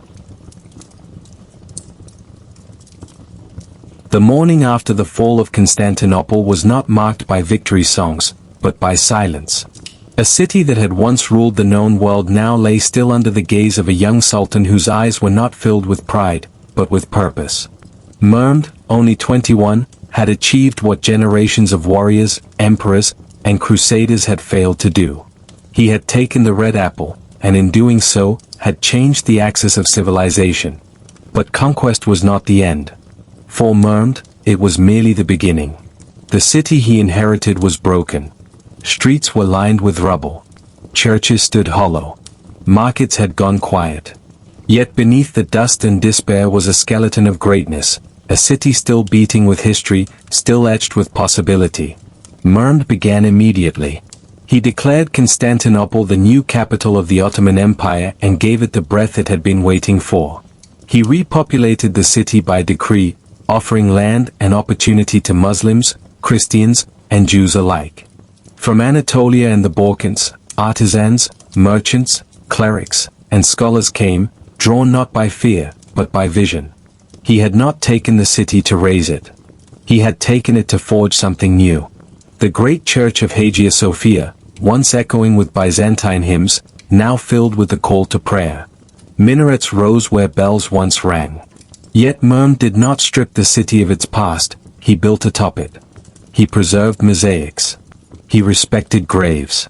He walked softly in its libraries and stood long in its ancient cisterns. He did not erase Rome. He absorbed it. He built the Topkapı Palace, not merely as a royal residence, but as the nerve center of the empire. It was not ostentatious, but orderly. Gardens wove through stone halls. Courts opened to domed chambers. From there, Mehmed ruled not just as a sultan, but as an emperor of East and West. And he did rule. He codified Ottoman law, bringing together Islamic Sharia with the administrative practices of Byzantium and the Turkic traditions of the steppe. Justice became a system, not a privilege. Courts were expanded. Judges were trained. Taxes were organized. A state emerged that could outlast any one man. But Mehmed was not content with stillness. The sword that had taken Constantinople was not yet sheathed. He turned first to Serbia, defeating its armies and taking its cities one by one. He besieged Belgrade, though it held, for now. He moved south, absorbing Maria, the last vestige of Byzantine rule in the Peloponnese. He sailed east, taking the empire of Trebizond on the Black Sea, ending the last surviving offshoot of Eastern Rome. Then came Albania, and with it, the lion-hearted resistance of Skanderbeg, who held the mountain passes for decades, defying the Ottomans with brilliant raids and sheer will. Mehmed respected him, an enemy worthy of epics, but pressed on when the warrior died. He absorbed the Karamanids in central Anatolia, breaking the last major Turkish rival.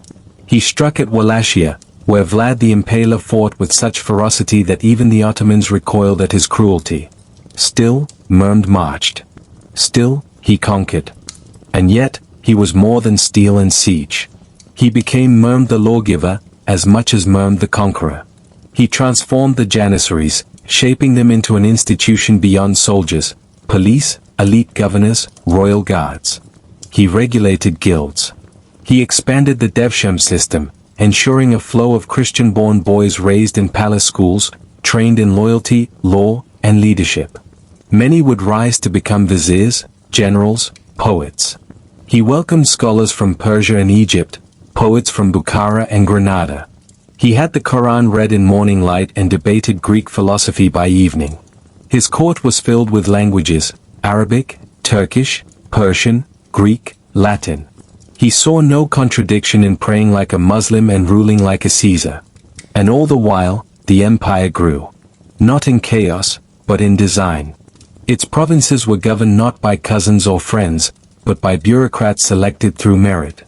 Its borders were watched by disciplined men.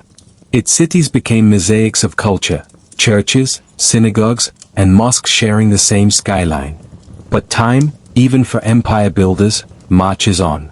By the late 1470s, Mehmed had ruled for nearly 30 years since taking Constantinople. His beard had grayed. His legs ached. Yet his mind remained sharp, always planning, always imagining. He spoke often of pushing into Italy, of crossing the Adriatic, of seizing Rome. The final red apple. But that dream would not be his.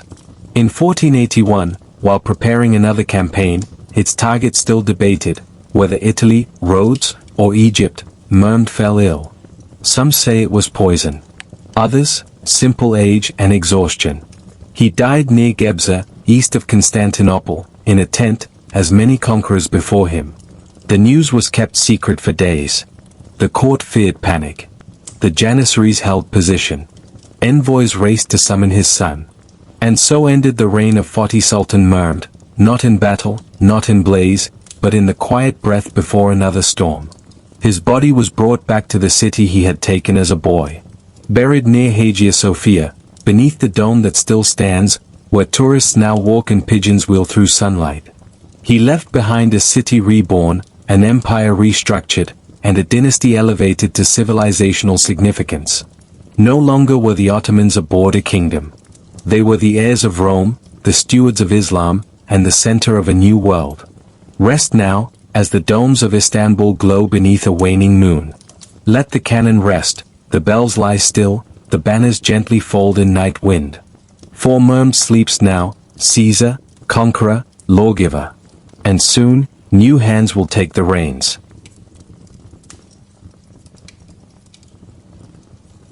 The Sultan was dead. Mehmed, the conqueror of Constantinople, the hammer of Christendom, the lawgiver of empires, now lay wrapped in white cloth, silent beneath the marble dome of his tomb. But in the corridors of the palace and in the shadows of the barracks, silence did not reign. Power had no patience. Legacy had no peace. And the empire, though whole in territory, now found itself divided in blood. Two sons remained. Bayezid, the elder, governor of Amasia, cautious, measured, shaped by the pen more than the sword. He was respected by the bureaucracy, trusted by the ulama, and favored by the Janissaries. His rule promised continuity, order, tradition. And then there was Jem, younger, bold, eloquent, and beloved in the poetic circles of Bursa. He dreamed not of holding Mehmed's empire steady, but of expanding it further. Where Bayezid was earth, Jem was fire. Where Bayezid was patience, Jem was vision. And both believed the throne was theirs. When Mehmed died in May 1481, word was sent to both brothers, but the message reached Bayezid first. With the Janissary corps behind him, he entered Constantinople and declared himself Sultan Bayezid II. His accession was not met with cheers but with tension. Jem, upon hearing the news, refused to yield. From his base in central Anatolia, Jem gathered supporters, Turkish beys dissatisfied with Mehmed's centralization, poets who admired his flair, soldiers who craved glory. And in the summer of 1481, he declared himself Sultan in Bursa, the old capital, the city where his ancestors had ruled before Constantinople rose. The empire held its breath. 2 sons, 2 cities, 2 thrones. Bayezid marched swiftly, leading his army across the hills of western Anatolia. Outside Yenisehir, the 2 forces met. The air was thick with heat and uncertainty. Brothers eyed each other from opposite lines. When the battle began, it was brutal and brief. Bayezid's discipline overwhelmed Jem's fire. His Janissaries held the line. His cavalry flanked. Jem's army broke. But Jem did not die. He fled south, across the Taurus Mountains, to the Mamluk Sultanate in Egypt. There, in Cairo, he was welcomed not as a prince in exile, but as a possible leaver. The Mamluks, ever watchful of Ottoman ambitions, sheltered Jem with cautious courtesy. And Jem, ever bold, tried again. With Mamluk support, he landed in Anatolia once more, attempting to raise a rebellion in the heart of Bayezid's realm. But support was thin. The people were weary of civil war. His forces melted. Defeated again, Jem fled not east, but west, across the Mediterranean, into the arms of Christendom. There, the tragedy of Jem truly began. He sought refuge in Rhodes, under the Knights Hospitaller, sworn enemies of his father's empire. They welcomed him warmly, then turned him into a political prisoner. 4 years, Jem was passed like a rare coin between European courts, Rhodes, France, Naples, eventually even the Vatican. Each king, each pope, saw in Jem not a man, but a bargaining chip. Bayezid, understanding the danger, negotiated secretly to ensure his brother remained captive. Annual payments were made to the Vatican, enough to gild cathedrals and silence plans. A Muslim prince, exiled and alone, held by the very powers his father had once humbled. Jem, for all his brilliance, never returned. He died in 1495 in Naples, his health ruined by stress and poison, or perhaps simply grief. He had not known freedom for over a decade. He had wandered the courts of Europe like a ghost of empire, a shadow of what might have been. And in his brother's court, Bayezid mourned, not loudly, but sincerely. He had won the throne.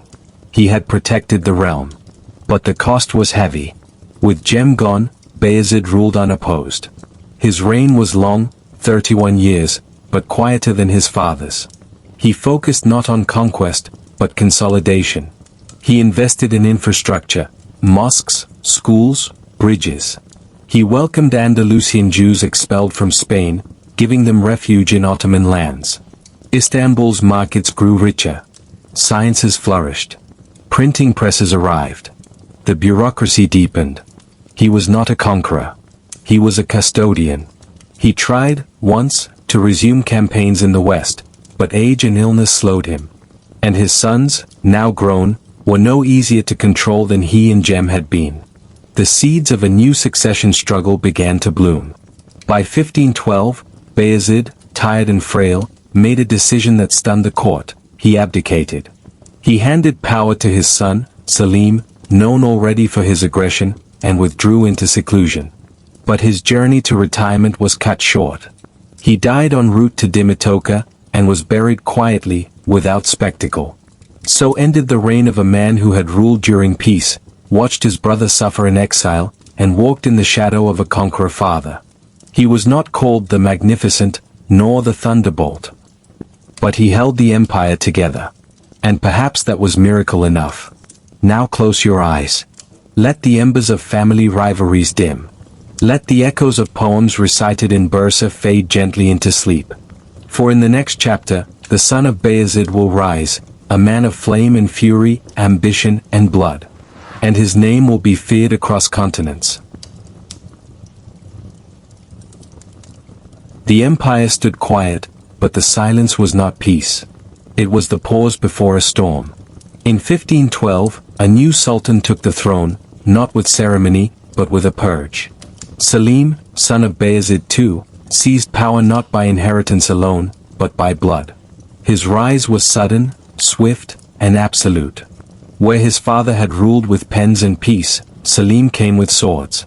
They called him Yavuz, the Grim. He did not smile. He did not flatter. He did not forgive.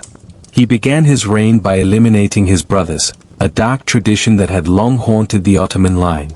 Prince Ahmed and Prince Korkut, both rivals, both executed. Governors loyal to them were dismissed or slain. The court was emptied of those who hesitated. Selim's message was clear: there would be no division, no weakness, no hesitation. And yet, he was not mad. He was not cruel for the sake of cruelty. He was focused. For Selim saw what others had not, that the true danger to the empire lay not in Europe, but in the East. In Persia, the Safavid dynasty had risen, a new power, led by Shah Ismail, who combined religious fervor with military ambition. He had united Persia under Sharia Islam, a direct theological and political challenge to the Sunni Ottomans. His warriors, known as Kizilbash, wore red turbans and believed their Shah was more than king, he was divine. Selim called it heresy, and prepared for war. He gathered his armies, over 100,000 men, well-trained, well-supplied. His janissaries marched in silence. His artillery, refined and mobile, moved faster than ever before. And in 1514, the two powers met on the plains of Calderon. The morning was thick with dust. The sky, veiled. Shah Ismail's cavalry, wild and brave, charged with zeal. But Selim's cannons opened like thunder. The Kizilbash, though fearless, fell in waves. Steel could not defeat shot, and faith could not stop fire. The Safavids broke. The Shah fled, wounded. Selim entered Tabriz, the Persian capital, but did not stay. He had made his point. The east was checked. The heresy repelled. And then, his gaze turned south. To the Holy Lands.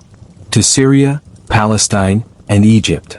At the time, these territories were ruled by the Mamluks, a proud warrior caste that had once defeated the Mongols, once ruled the Nile and the Hejaz. But their glory had faded. Their loyalty was split. And Selim saw not only strategic gain, but something deeper. He sought the caliphate. In 1516, he launched his campaign. He crushed the Mamluks at Majd Dabiq, near Aleppo. Then again at Ridania, outside Cairo. The Mamluk Sultan was killed. Cairo fell. And Selim, entering the city, received not only its keys, but its claim to sacred power. From the Abbasid line, still preserved in Cairo in ceremonial form, the title of Caliph was transferred to him. Selim, for the first time in Ottoman history, became not just Sultan, but Caliph of all Sunni Islam. He returned to Istanbul not just with treasure and prisoners, but with relics, the Prophet's cloak, sword, and hair.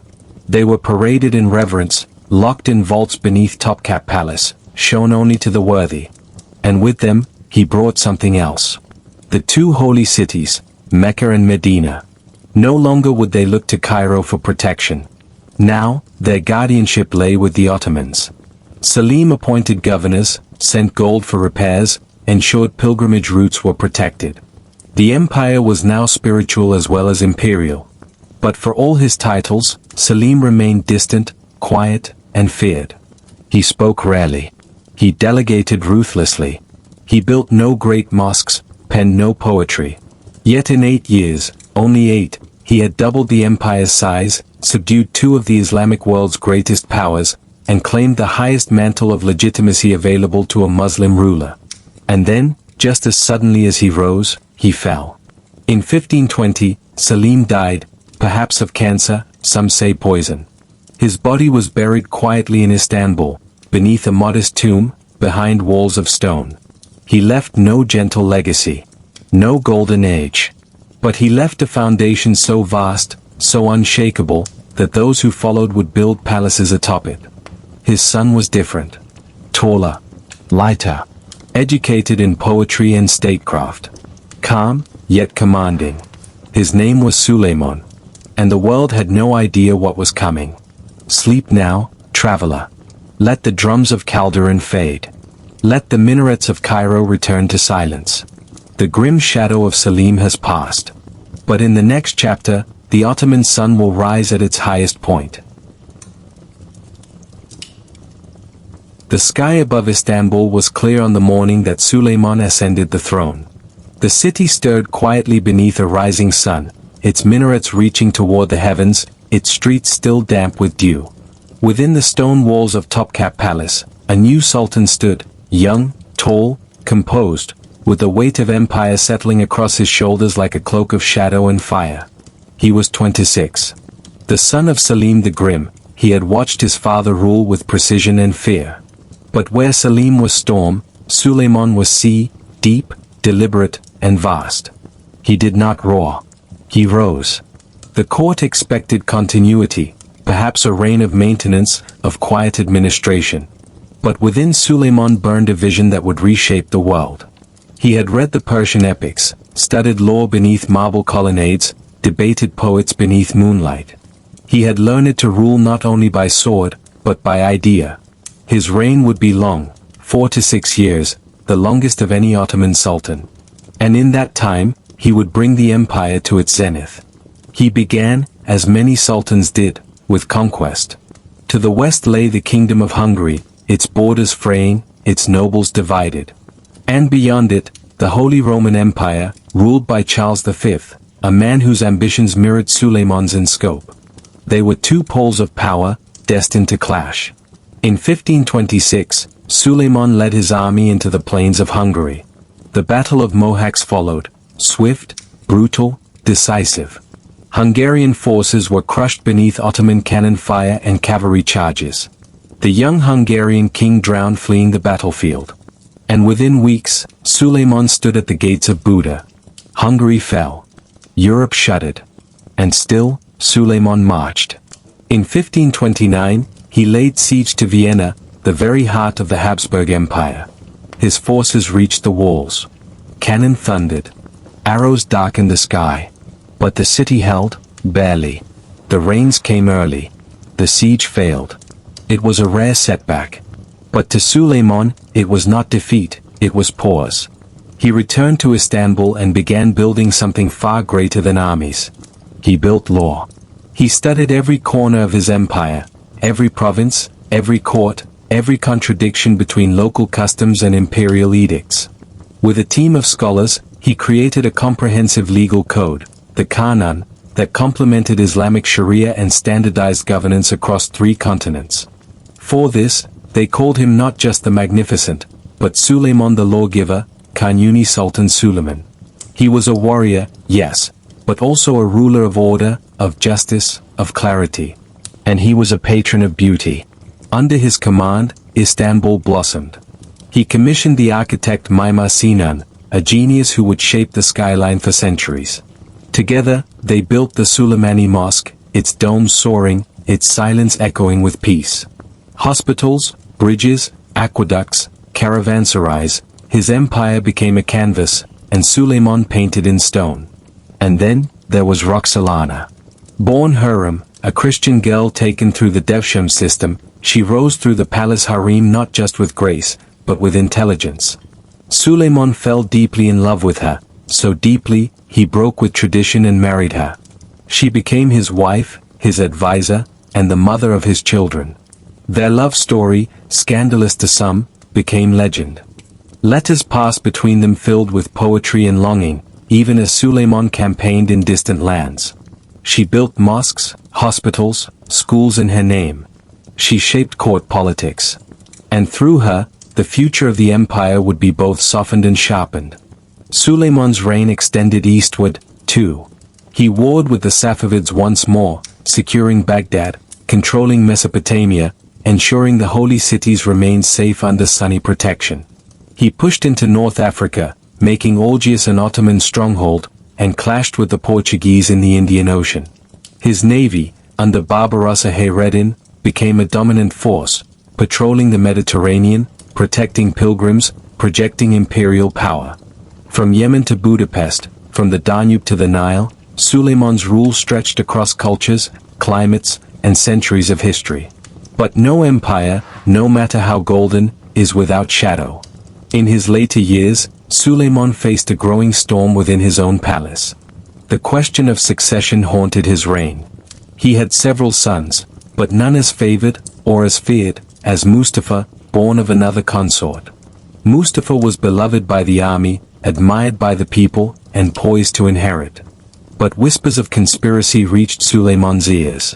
Whether true or not, the weight of palace intrigue grew too great. And one day, in his old age, Suleiman ordered Mustafa's death. The prince was strangled in a tent before a weeping army. The empire gasped. It was the one decision Suleiman never spoke of again. He ruled on, but changed. The fire behind his eyes dimmed. His campaigns slowed. He spent more time in quiet rooms, more nights writing poetry, walking alone beneath the arches of his palaces.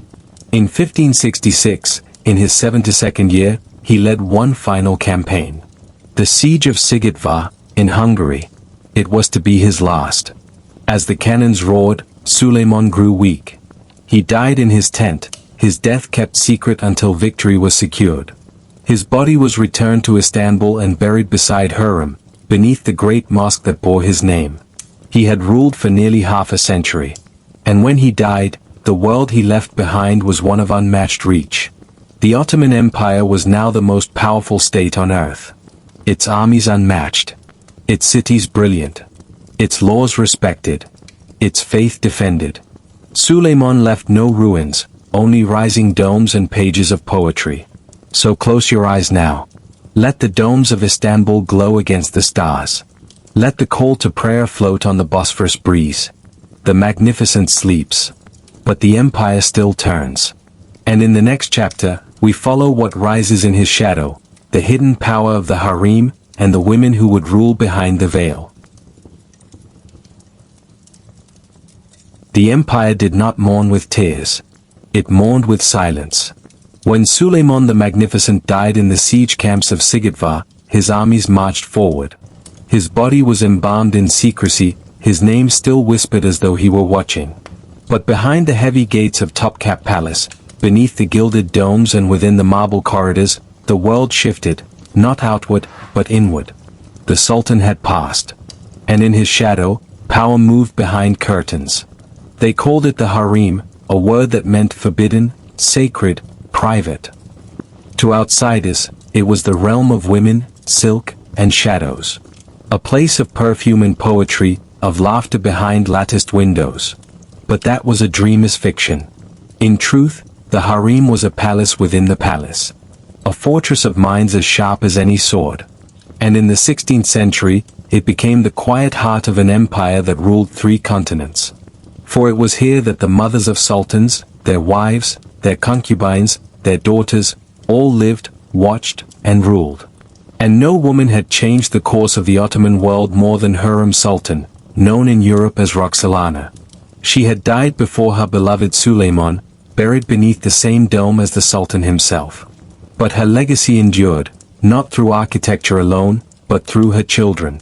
Her son, Selim II, known as Selim the Sot, ascended the throne after his father's death. Where Suleiman had been sober and disciplined, Selim was something else. He preferred wine to war, gardens to governance. And so, power drifted into other hands. His mother was gone. But the institution she shaped, the place where she had risen from captive to queen, remained strong. And in it, a new force emerged, Nurbanu Sultan, the wife of Selim, the mother of his heir. She had been trained by Hürrem herself. She understood the stakes. She knew that the throne was not merely defended on the battlefield, but protected through lineage, through marriage, through quiet influence. When Selim died, his son Murad III became Sultan. But he did not rule alone. Nurbanu, as Valide Sultan, the Queen Mother, became the true power behind the throne. She advised her son in court appointments, foreign alliances, and the management of the palace. Letters flowed from her quarters, signed not with a title, but with certainty. Ambassadors bowed to her. Viziers sought her approval. And the harem, once imagined as passive, now moved as the silent motor of the empire. She was not alone. Inside the harem, women were not idle. They were trained, in languages, music, religion, law, and the delicate web of imperial politics. Girls taken as tribute from distant provinces were raised to be more than companions. They were groomed to be mothers of future rulers. The harem was no prison, it was a school of power. When Nurbanu died, her daughter-in-law rose in her place, Safiye Sultan. She, too, came from foreign blood, likely Albanian or Venetian, and rose through brilliance and beauty. When her son, Mehmed III, took the throne, she ruled the harem as Valide Sultan and extended her reach even further. She wrote to the Queen of England. She corresponded with Venice. She orchestrated trade, diplomacy, and dynastic continuity. The empire itself was governed by men, but shaped by women. Sultans came and went. Many were young, untested, distracted. But the mothers remained. And with them, the harem evolved into the center of continuity.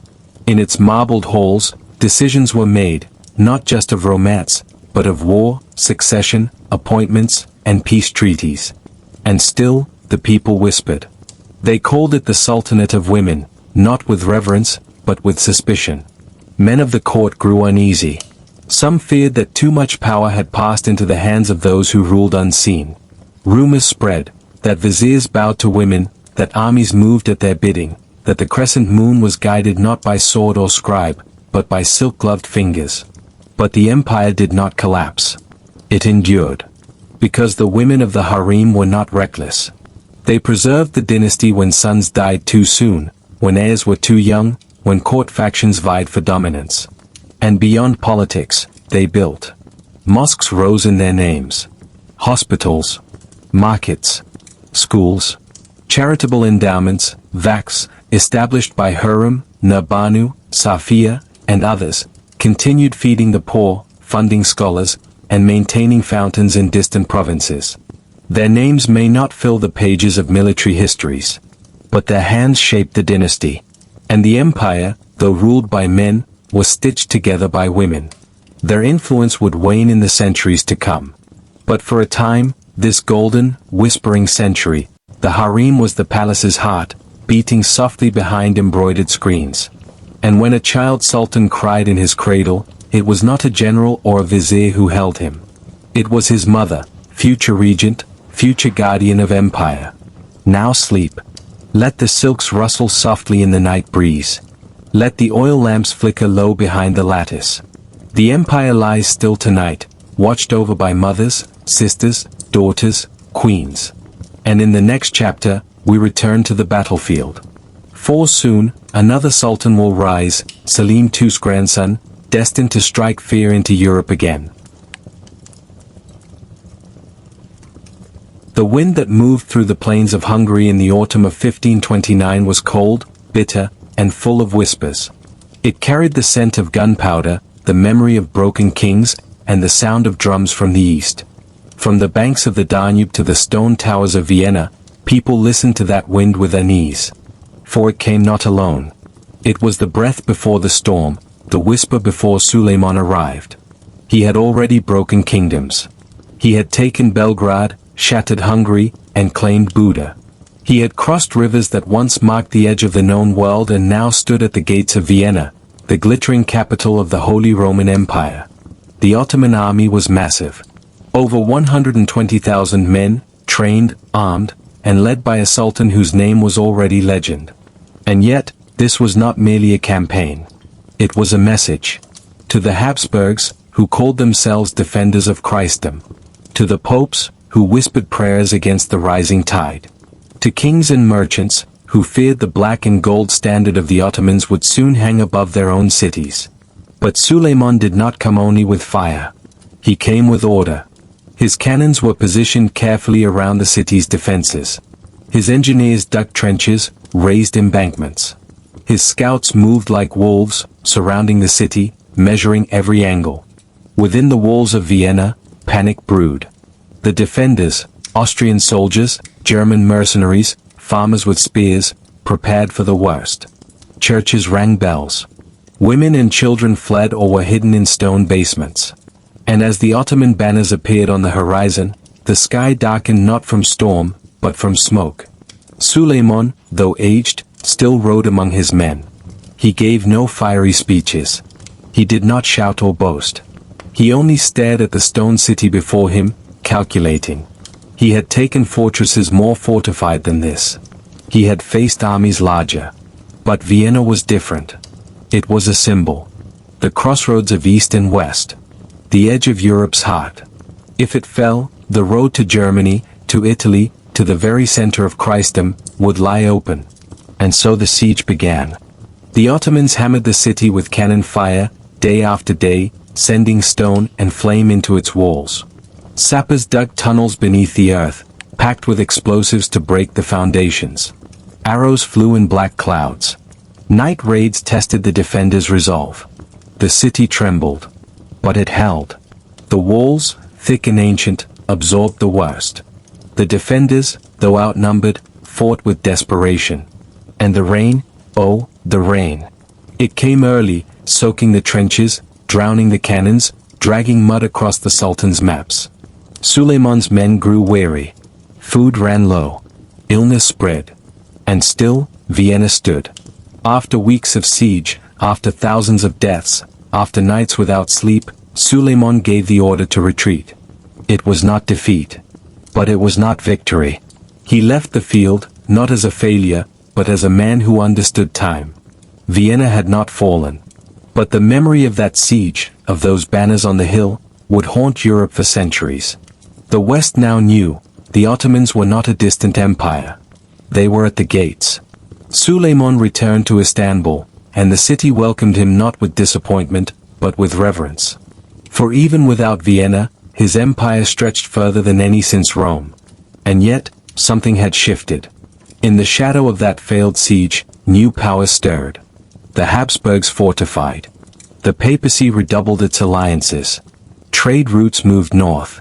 And deep within the empire, tensions began to stir. But for now, the city of Vienna slept beneath its repaired walls, its towers dimmed in the rain. And the empire turned back, toward Baghdad, toward Cairo, toward its own heart. Years later, in 1683, another Ottoman sultan would try again. The Second Siege of Vienna. Another army. Another chance. But that is a different story. Tonight, we remember the shadow that fell on the Danube, when the greatest sultan of the age looked upon the walls of a city that would not fall, and chose to walk away. Now rest. Let the echoes of distant drums fade. Let the walls of Vienna fade into mist, and the banners fall like leaves upon the river. Tomorrow, we return to the empire's golden halls, to poetry, science, and secrets. After the passing of Suleiman, the palace grew quieter, as if even the stone had paused to exhale. The magnificent was gone. His body, wrapped in linen and reverence, now rested beside Harem, beneath the domes he had raised. And with his silence came a new rhythm, slower, softer, but no less profound. The golden age of conquest had ended. But the golden age of culture had just begun. The Ottomans had reached their peak, not just in land, but in knowledge, art, diplomacy, and economy. From the burning sands of Arabia to the green hills of Hungary, from the mosques of Sarajevo to the domes of Mecca, the empire pulsed like a single heart. And those swords were still sharpened, a different kind of empire emerged, one of books, bridges, spices, and stars. The new sultan, Selim II, ruled briefly. He was the first not to lead a campaign in person. Instead, he governed from the palace, leaving war to generals and maps to ministers. Some mocked him for it. They called him Selim the Sot for his love of wine and poetry.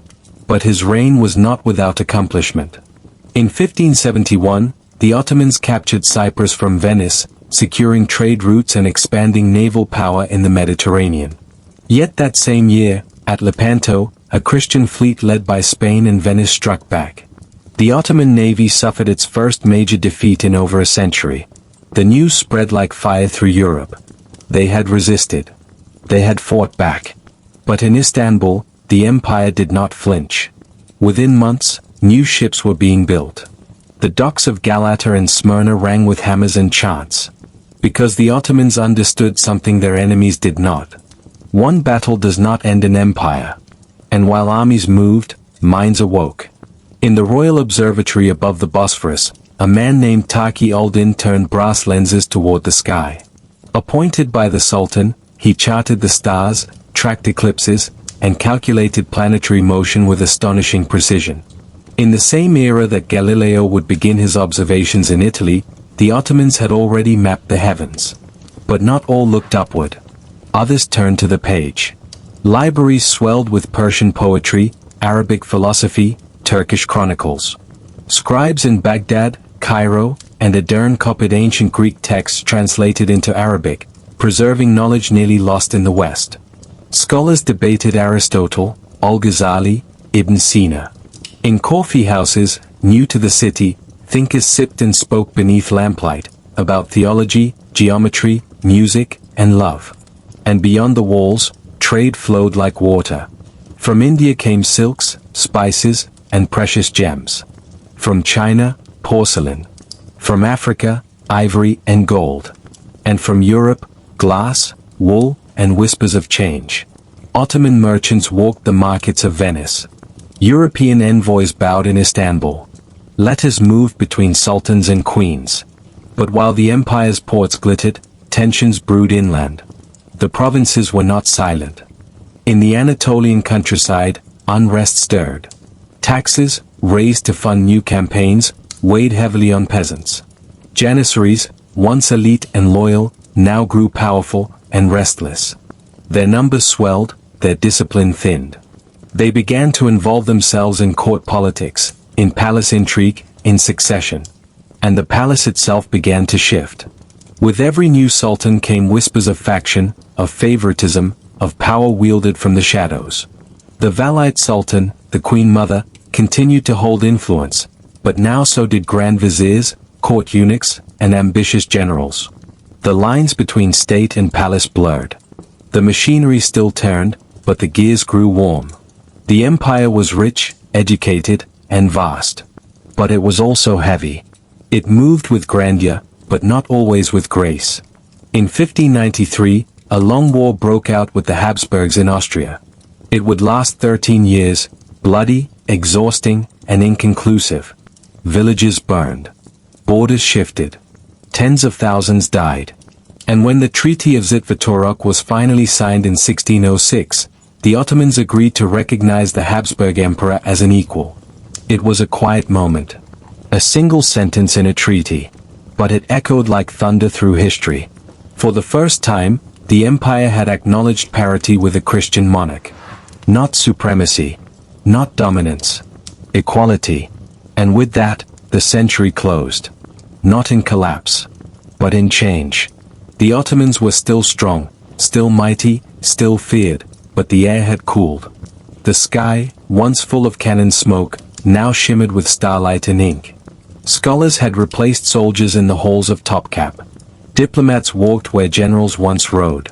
And the sultans, once conquerors, now ruled over a garden too large to trim alone. So rest now. Let the lamps of Istanbul flicker in the breeze. Let the merchants sleep in their caravans. Let the poets close their books and the astronomers turn from the moon. For tomorrow, the empire will face a new challenge, not from without, but from within.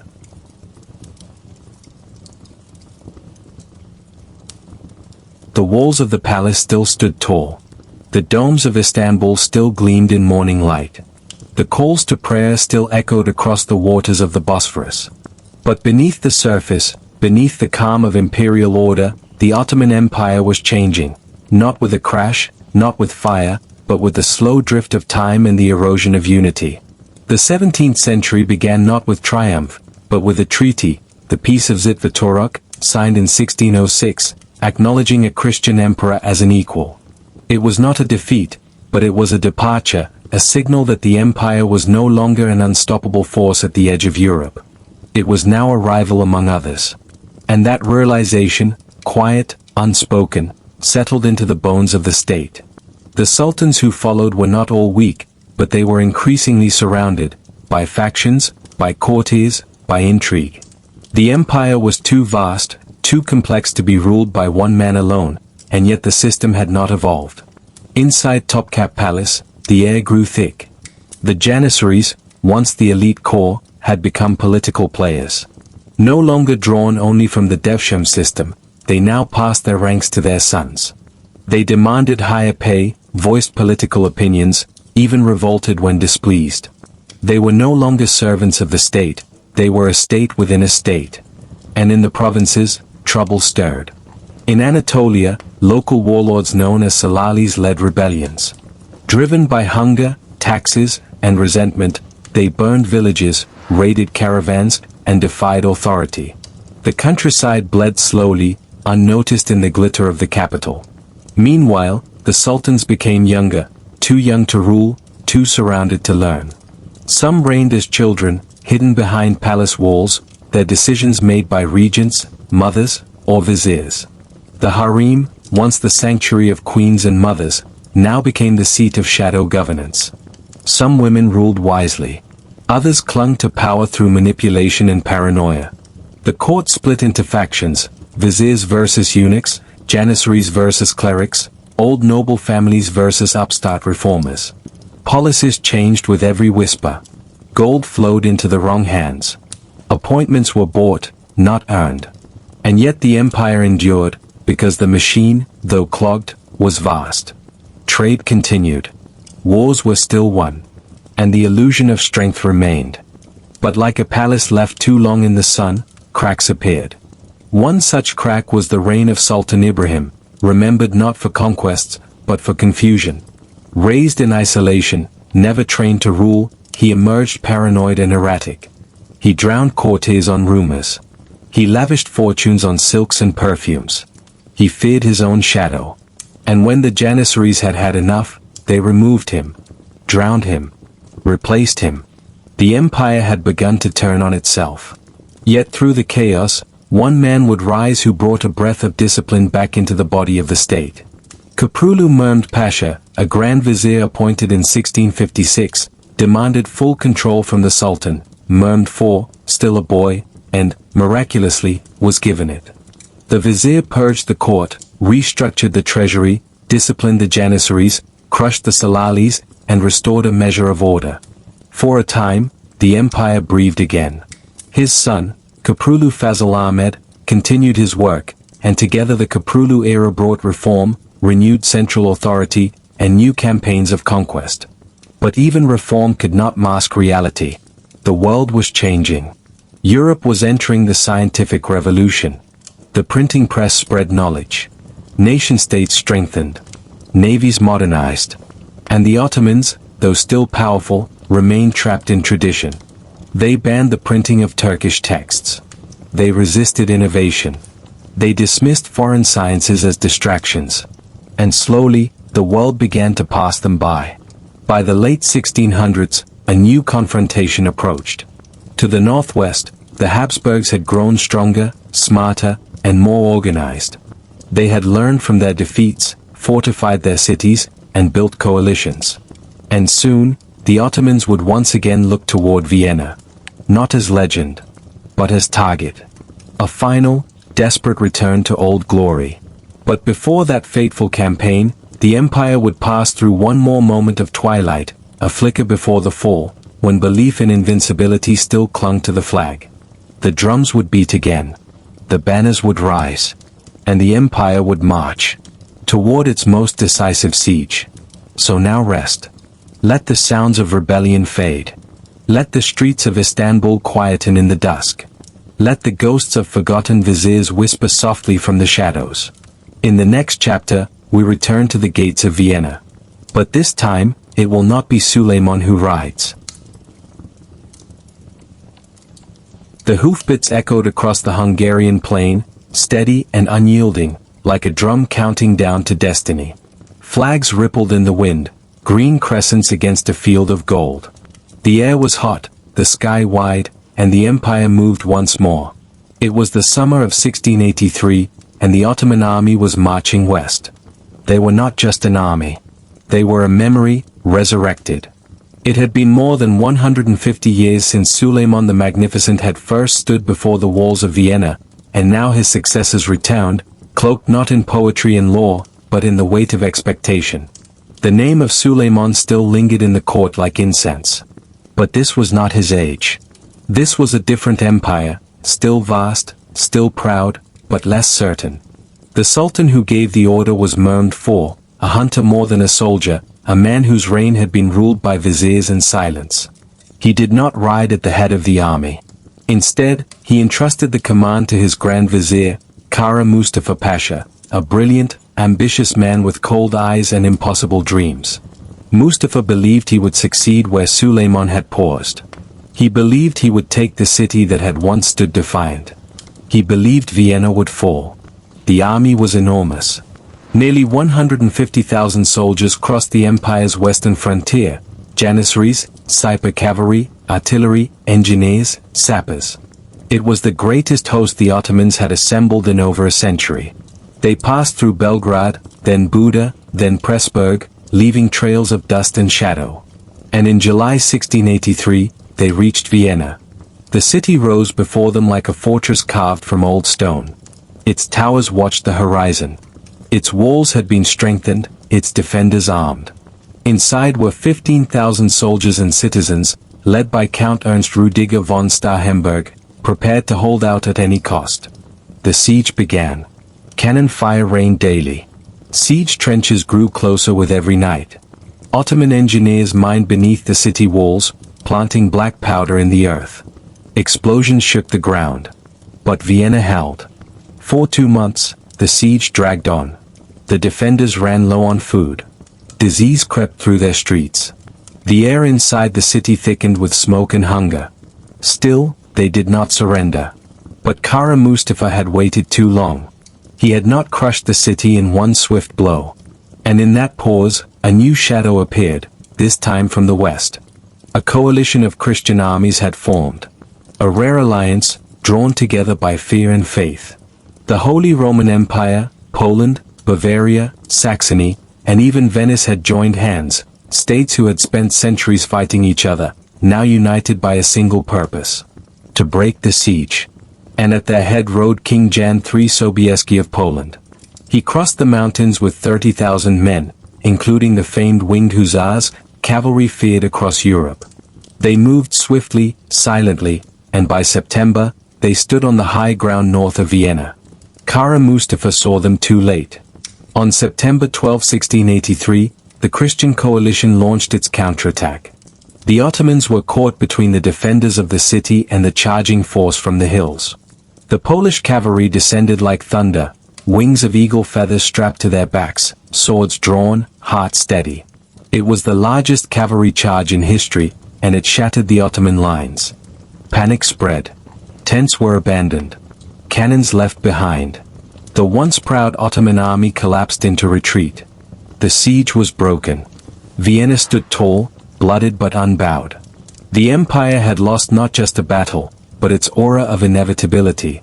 In Istanbul, silence greeted the news. There were no parades. No victories to declare.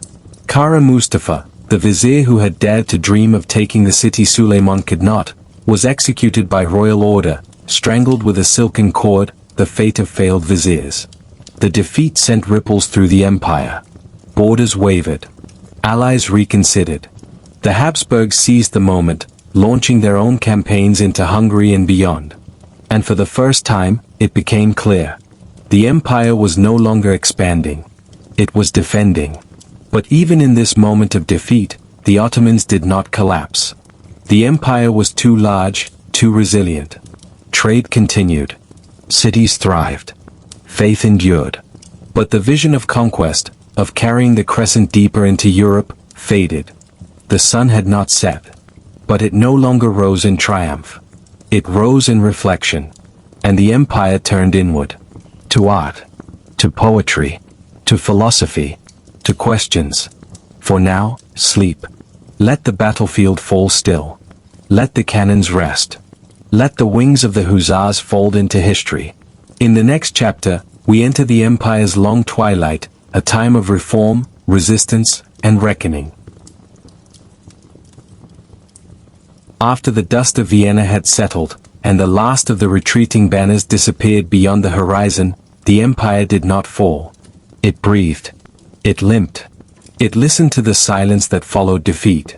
And in that silence, the Ottoman Empire began its long twilight, not a collapse, not a surrender, but a slow fading of certainty, of ambition, of identity.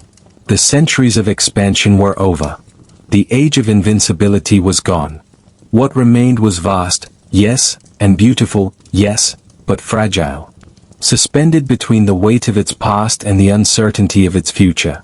In the years after 1683, the empire still ruled over millions, across 3 continents. From the sands of Arabia to the green valleys of the Balkans, from the minarets of Cairo to the markets of Aleppo, the world still turned under the crescent flag. But where there had once been clarity, there was now question. The Ottomans began to negotiate peace rather than dictate it. And the first of many peace treaties was signed in 1699, in the small town of Karlowitz.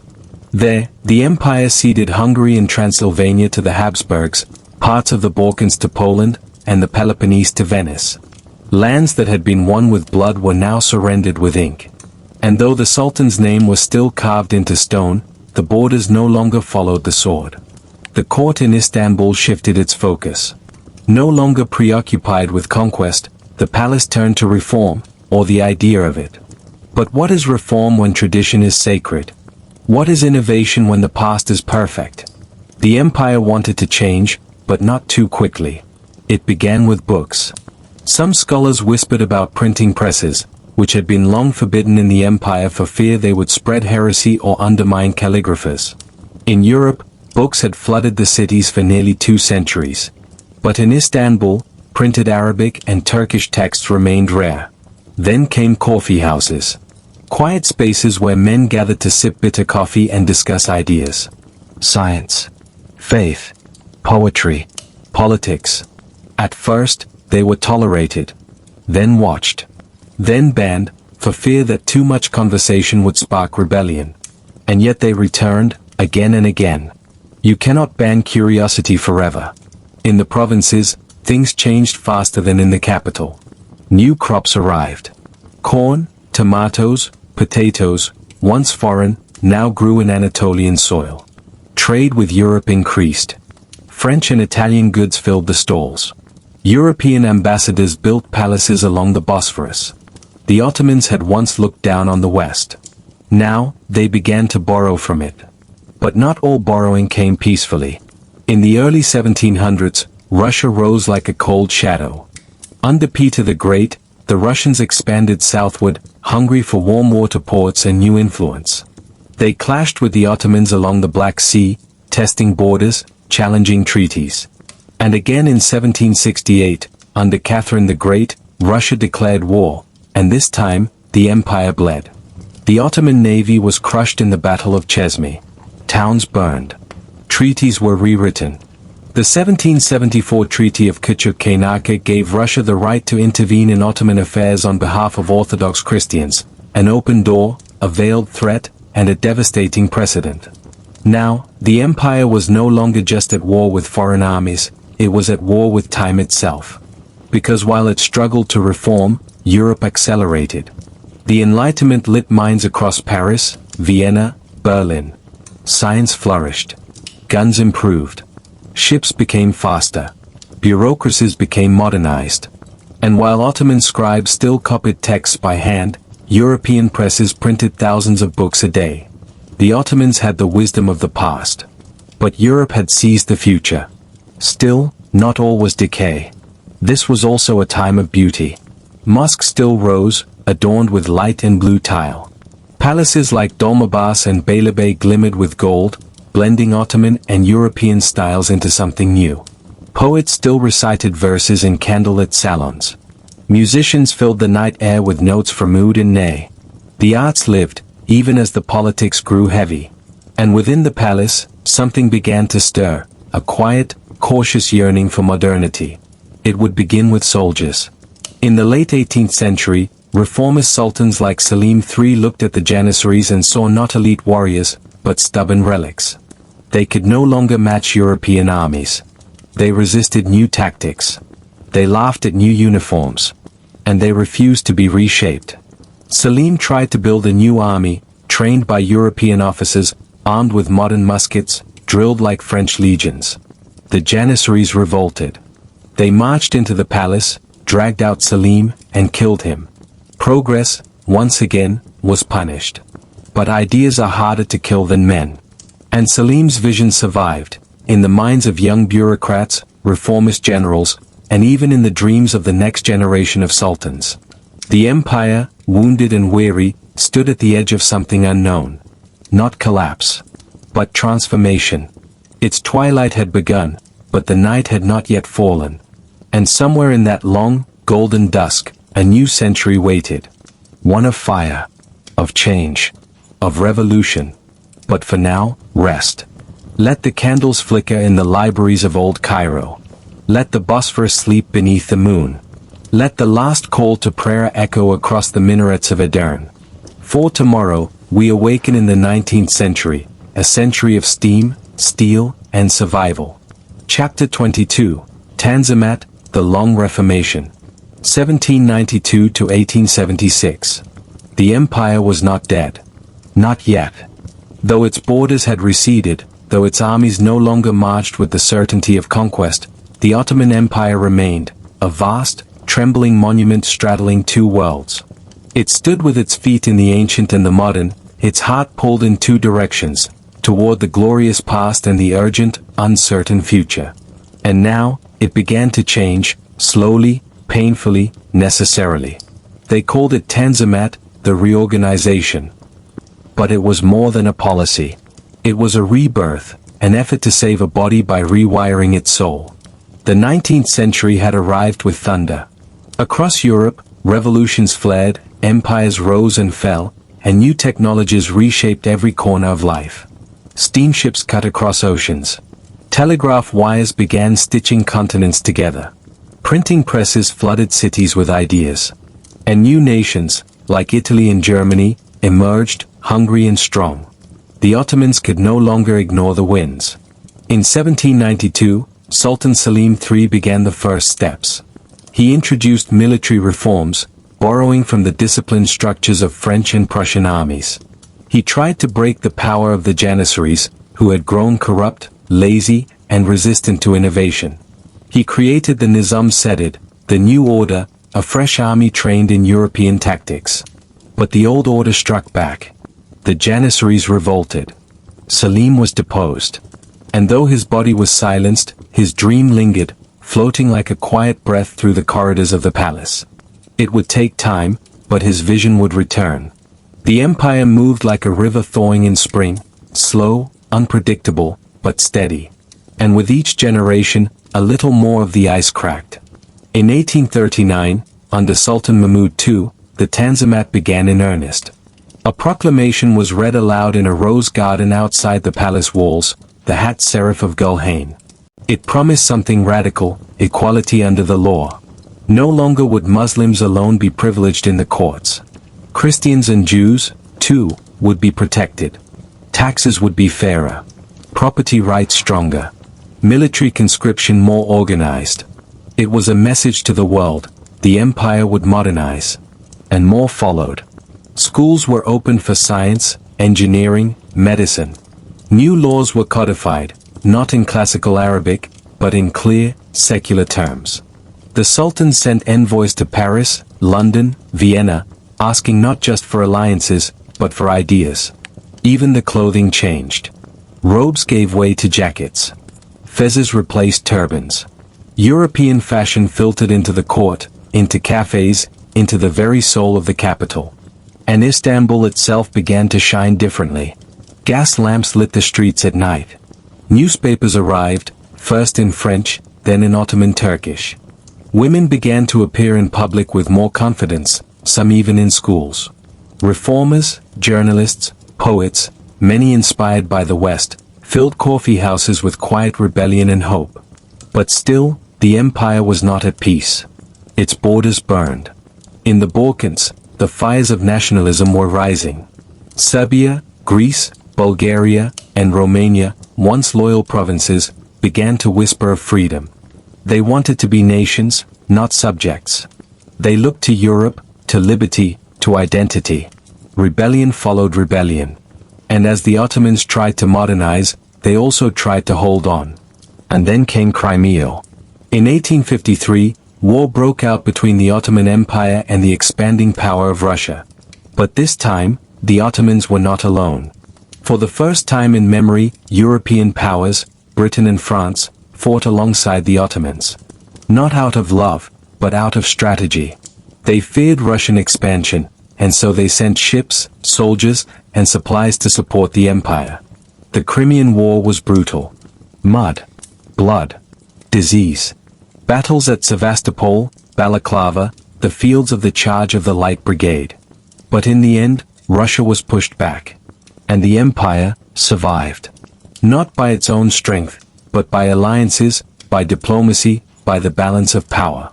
After Crimea, the reforms deepened. The empire introduced identity cards, railroads, postal services, new banks, and secular courts. The Ottoman lira was minted.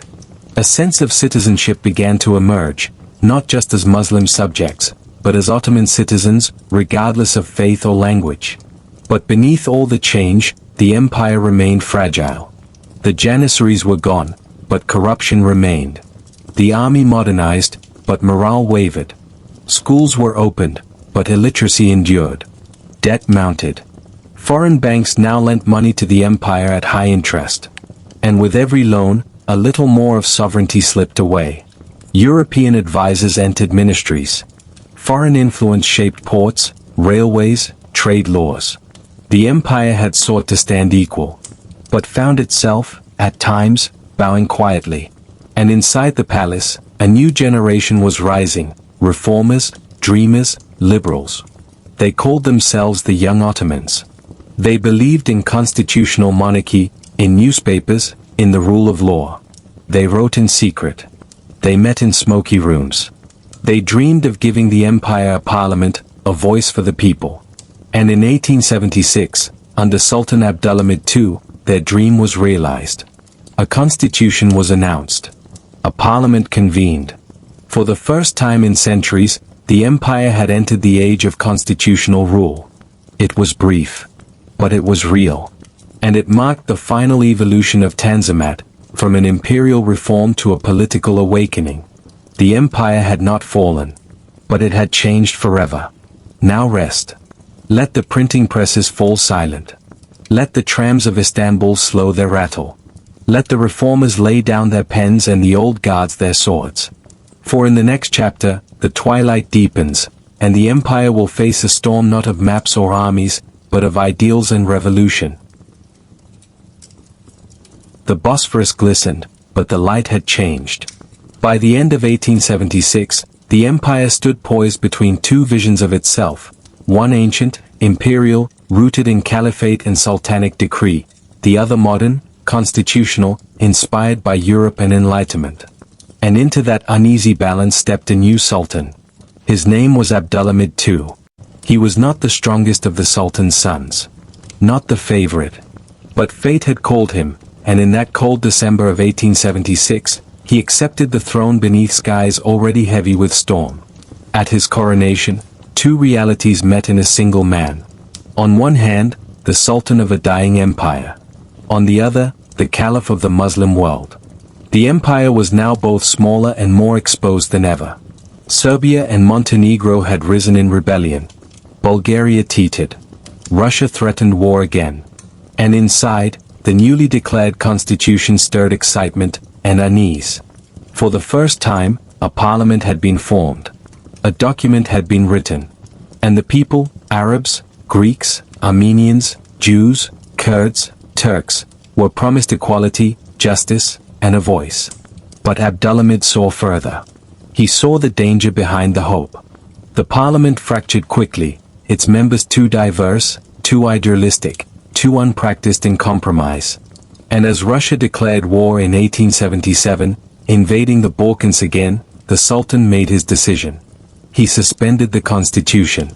He dissolved the parliament. He assumed full control. And so began the Hamidian era. For 33 years, Sultan Abdülhamid ruled as an absolute monarch, shrewd, secretive, and unyielding. His rule was one of centralization, censorship, and surveillance. He surrounded himself with informants. He built a spy network that reached into every coffee house, every madrasa, every foreign consulate. He silenced dissent with arrests, banned newspapers, exiled critics. But he also built. Under his reign, the empire saw the rise of railroads, including the Grand Hijaz Railway, connecting Damascus to Medina, a lifeline for pilgrims, an artery of imperial unity. Telegraph lines webbed across the provinces. Schools, both secular and religious, multiplied. Universities emerged. Hospitals opened. He embraced Islamic identity more than his predecessors. While earlier sultans ruled as emperors first and caliphs second, Abdülhamid revived the caliphate, positioning himself as leader of all Muslims, from Morocco to Malaysia. He appealed to unity, to loyalty, to shared faith. He sent envoys to India, to Indonesia, to Central Asia. He was not just ruler of an empire. He was guardian of a global religion. But even as he united by faith, he was losing his grip on land. The Balkans burned again. Bosnia and Herzegovina slipped away to Austria-Hungary. Cyprus to the British. The dream of a multi-ethnic, harmonious empire began to crack beneath the weight of nationalism. In 1894, an uprising by Armenian nationalists was met with brutal force. The Hamidian massacres, as they would later be known, left tens of thousands dead. The world watched. European powers condemned. But Abdülhamid, ever wary of foreign interference, hardened. He saw conspiracies in every handshake. Enemies in every request for reform. And so, he ruled deeper in shadow. He walked rarely in public. kept his face from coins. Spoke softly, but listened to everything. His fear was not weakness. It was clarity. He understood that the world had turned. The empire was no longer just declining, it was surrounded. Britain controlled Egypt. France hovered over Syria. Russia wanted Armenia. Italy eyed Tripolitania. And still, Abdülhamid held on. He wrote daily. Oversaw ministries personally. Read letters from distant imams and village children alike. His reign was not only fear, it was discipline, and in many corners of the empire, admiration. But within his own capital, something stirred. In taverns, in schools, in cafes lit with gaslight and crowded with whispered ideas, a new generation was forming. They called themselves the Young Turks. Many had been educated in Paris, Berlin, Geneva. They spoke of liberty, science, constitutionalism. They wrote in secret journals. They passed pamphlets beneath tables. They envisioned a new empire, not of decrees, but of representation. Their voices grew louder. And by 1908, they no longer whispered. A group of reformist officers, many of them from the Balkans, many trained in the empire's own schools, rose in revolt. Their demand was clear. Restore the constitution.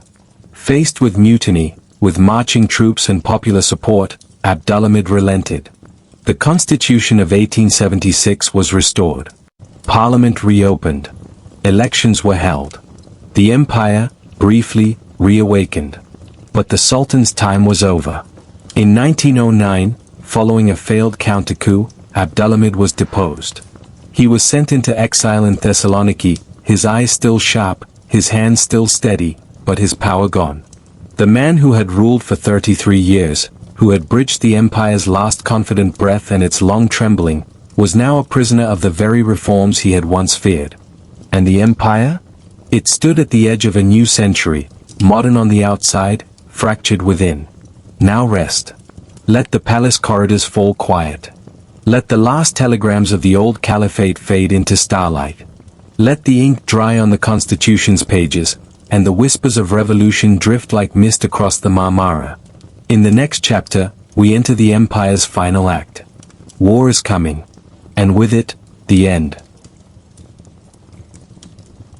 The minaret still stood. The call to prayer still echoed over the waters of the Bosphorus, and the golden domes of Istanbul still caught the light of the morning sun. But something had changed, something final, something silent. The empire no longer ruled from confidence or fear. It ruled from memory. By 1909, Sultan Abdülhamid II was gone, deposed, exiled, and forgotten by many. In his place sat Mehmed V, a quiet man of little power, who held the title of Sultan but none of its former authority. Real power now rested in the hands of the Young Turks, the reformists who had restored the constitution and awakened the machinery of parliament. Their banner was modernity. Their goal was survival. But the empire they inherited was already cracked like old porcelain. Its borders fragile. Its economy weak. Its people divided by language, ethnicity, history, and hope. And still, they tried. They reformed the army. They built new schools. They published newspapers and printed textbooks. They reached for the future with hands that had never let go of the past. But time was no longer on their side. Because in 1914, the world began to burn. And the empire would be dragged into the flames. The Great War. It began with an assassination in Sarajevo. A gunshot. A dead archduke. And suddenly, the world's great empires, Britain, France, Germany, Russia, Austria-Hungary, were marching to war. The Ottomans stood at a crossroads. Exhausted. Undermanned. Outdated. But also desperate. They chose alliance with Germany, believing it would give them a chance to recover lost lands, to restore dignity, to survive the century. It was a fateful choice. In October 1914, the Ottoman navy bombarded Russian ports in the Black Sea. Days later, Russia declared war. Then Britain. Then France. The empire was at war with half the world. And the cost would be unimaginable. From the snowy trenches of Gallipoli, where Australian and New Zealand soldiers landed on Ottoman soil, to the frozen Caucasus, where Ottoman and Russian forces clashed beneath mountain blizzards, the empire bled on every front. Arab tribes rose in rebellion. British forces, under T. Lawrence, promised them independence if they fought against the Ottomans. And in the deserts of Hejaz, the empire unraveled, one rail line at a time. In Anatolia, chaos reigned. And in 1915, something darker occurred. Amid war, paranoia, and rebellion, the empire turned against its Armenian population, accusing them of treachery, of collaboration with Russia. What followed would echo forever. Mass deportations, death marches, executions, famine. Hundreds of thousands perished. Entire villages vanished. The Ottomans called it a security operation. The world would come to call it a genocide. By 1918, the war was lost. British troops marched into Jerusalem, then Damascus, then Baghdad. The Arab provinces fell away. Istanbul starved. German allies collapsed. And on October 30, 1918, the empire signed the Armistice of Mudros. The war was over. The empire was broken. But not yet gone. The occupation. In 1919, British, French, Italian, and Greek troops entered Ottoman lands, not as guests, but as occupiers. They divided the empire into zones. They landed in Smyrna. They docked in Istanbul. They prepared to carve up what remained. And the Sultan, now Mehmed VI, could do nothing. He remained in his palace. Powerless. Watching foreign flags fly over his own city. But in the heartland, something stirred. Not in the palace. But in the mountains. The resistance. From the rugged hills of Anatolia, a soldier stepped forward, quiet, precise, determined. His name was Mustafa Kemal. He had fought at Gallipoli. He had watched the empire collapse. He had no crown, no title, no throne, but he had will, and a vision. In 1919, in the city of Samsun, he issued a declaration: the empire had failed. The Sultan could no longer speak for the people. A new movement would rise, not to defend an empire, but to build a nation. He called it the Grand National Assembly. And it began to gather force. Peasants, veterans, intellectuals, women, workers. They came not to serve a sultan, but to save their homeland. The Turkish War of Independence had begun. They fought against Greece, whose forces had advanced deep into Anatolia. They fought against France, Britain, and Armenian militias. And they fought for themselves, not for empire, not for conquest, but for sovereignty. It was not easy. Cities burned. Fields withered. Families fled. But the tide turned. In 1922, Turkish forces pushed the Greeks out of Izmir. The last remnants of foreign armies retreated to their ships. Victory had come. But it came with a price. And now came the final act. The end. On November 1, 1922, the Grand National Assembly in Ankara formally abolished the Ottoman Sultanate. After 623 years, the dynasty was done. Mehmed VI, the last Ottoman Sultan, was escorted onto a British warship, leaving Istanbul forever.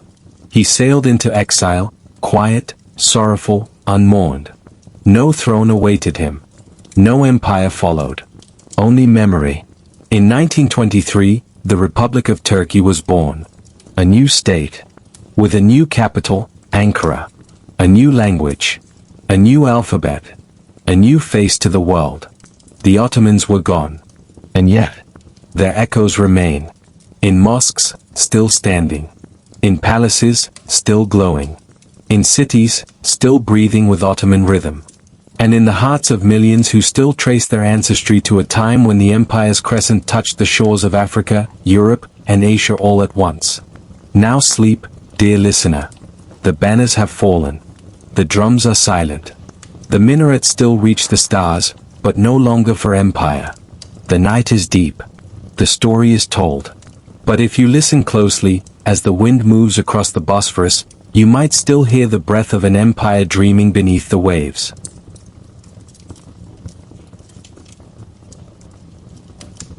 Empires do not vanish. Not all at once. They linger, long after the last banner falls, long after the last decree is signed. They fade like mist, like perfume on old fabric, like footsteps across marble that never forget. The Ottoman Empire was no exception. Its sultans are gone. Its palaces are silent. Its coinage melted, its armies disbanded, its caliphate dissolved. But still, it remains. Not in conquest. Not in borders. But in memory, in architecture, in language, in the subtle shape of daily life. Walk through Istanbul, and you walk through time. You cross the Galata Bridge where traders still barter in a dozen tongues. You hear the call to prayer echo from Suleimani Mosque, still arched beneath the sky that Suleiman once ruled. You smell the spices in the Grand Bazaar, where merchants still haggle with the same phrases their grandfathers used. Sit in a quiet tea house and watch the old men play backgammon. They speak Turkish. But their silence speaks Ottoman. You'll see the empire in Arabic script on old walls, now unreadable to many who pass. In the designs of carpets. In the shape of the teapot. In the rhythm of music.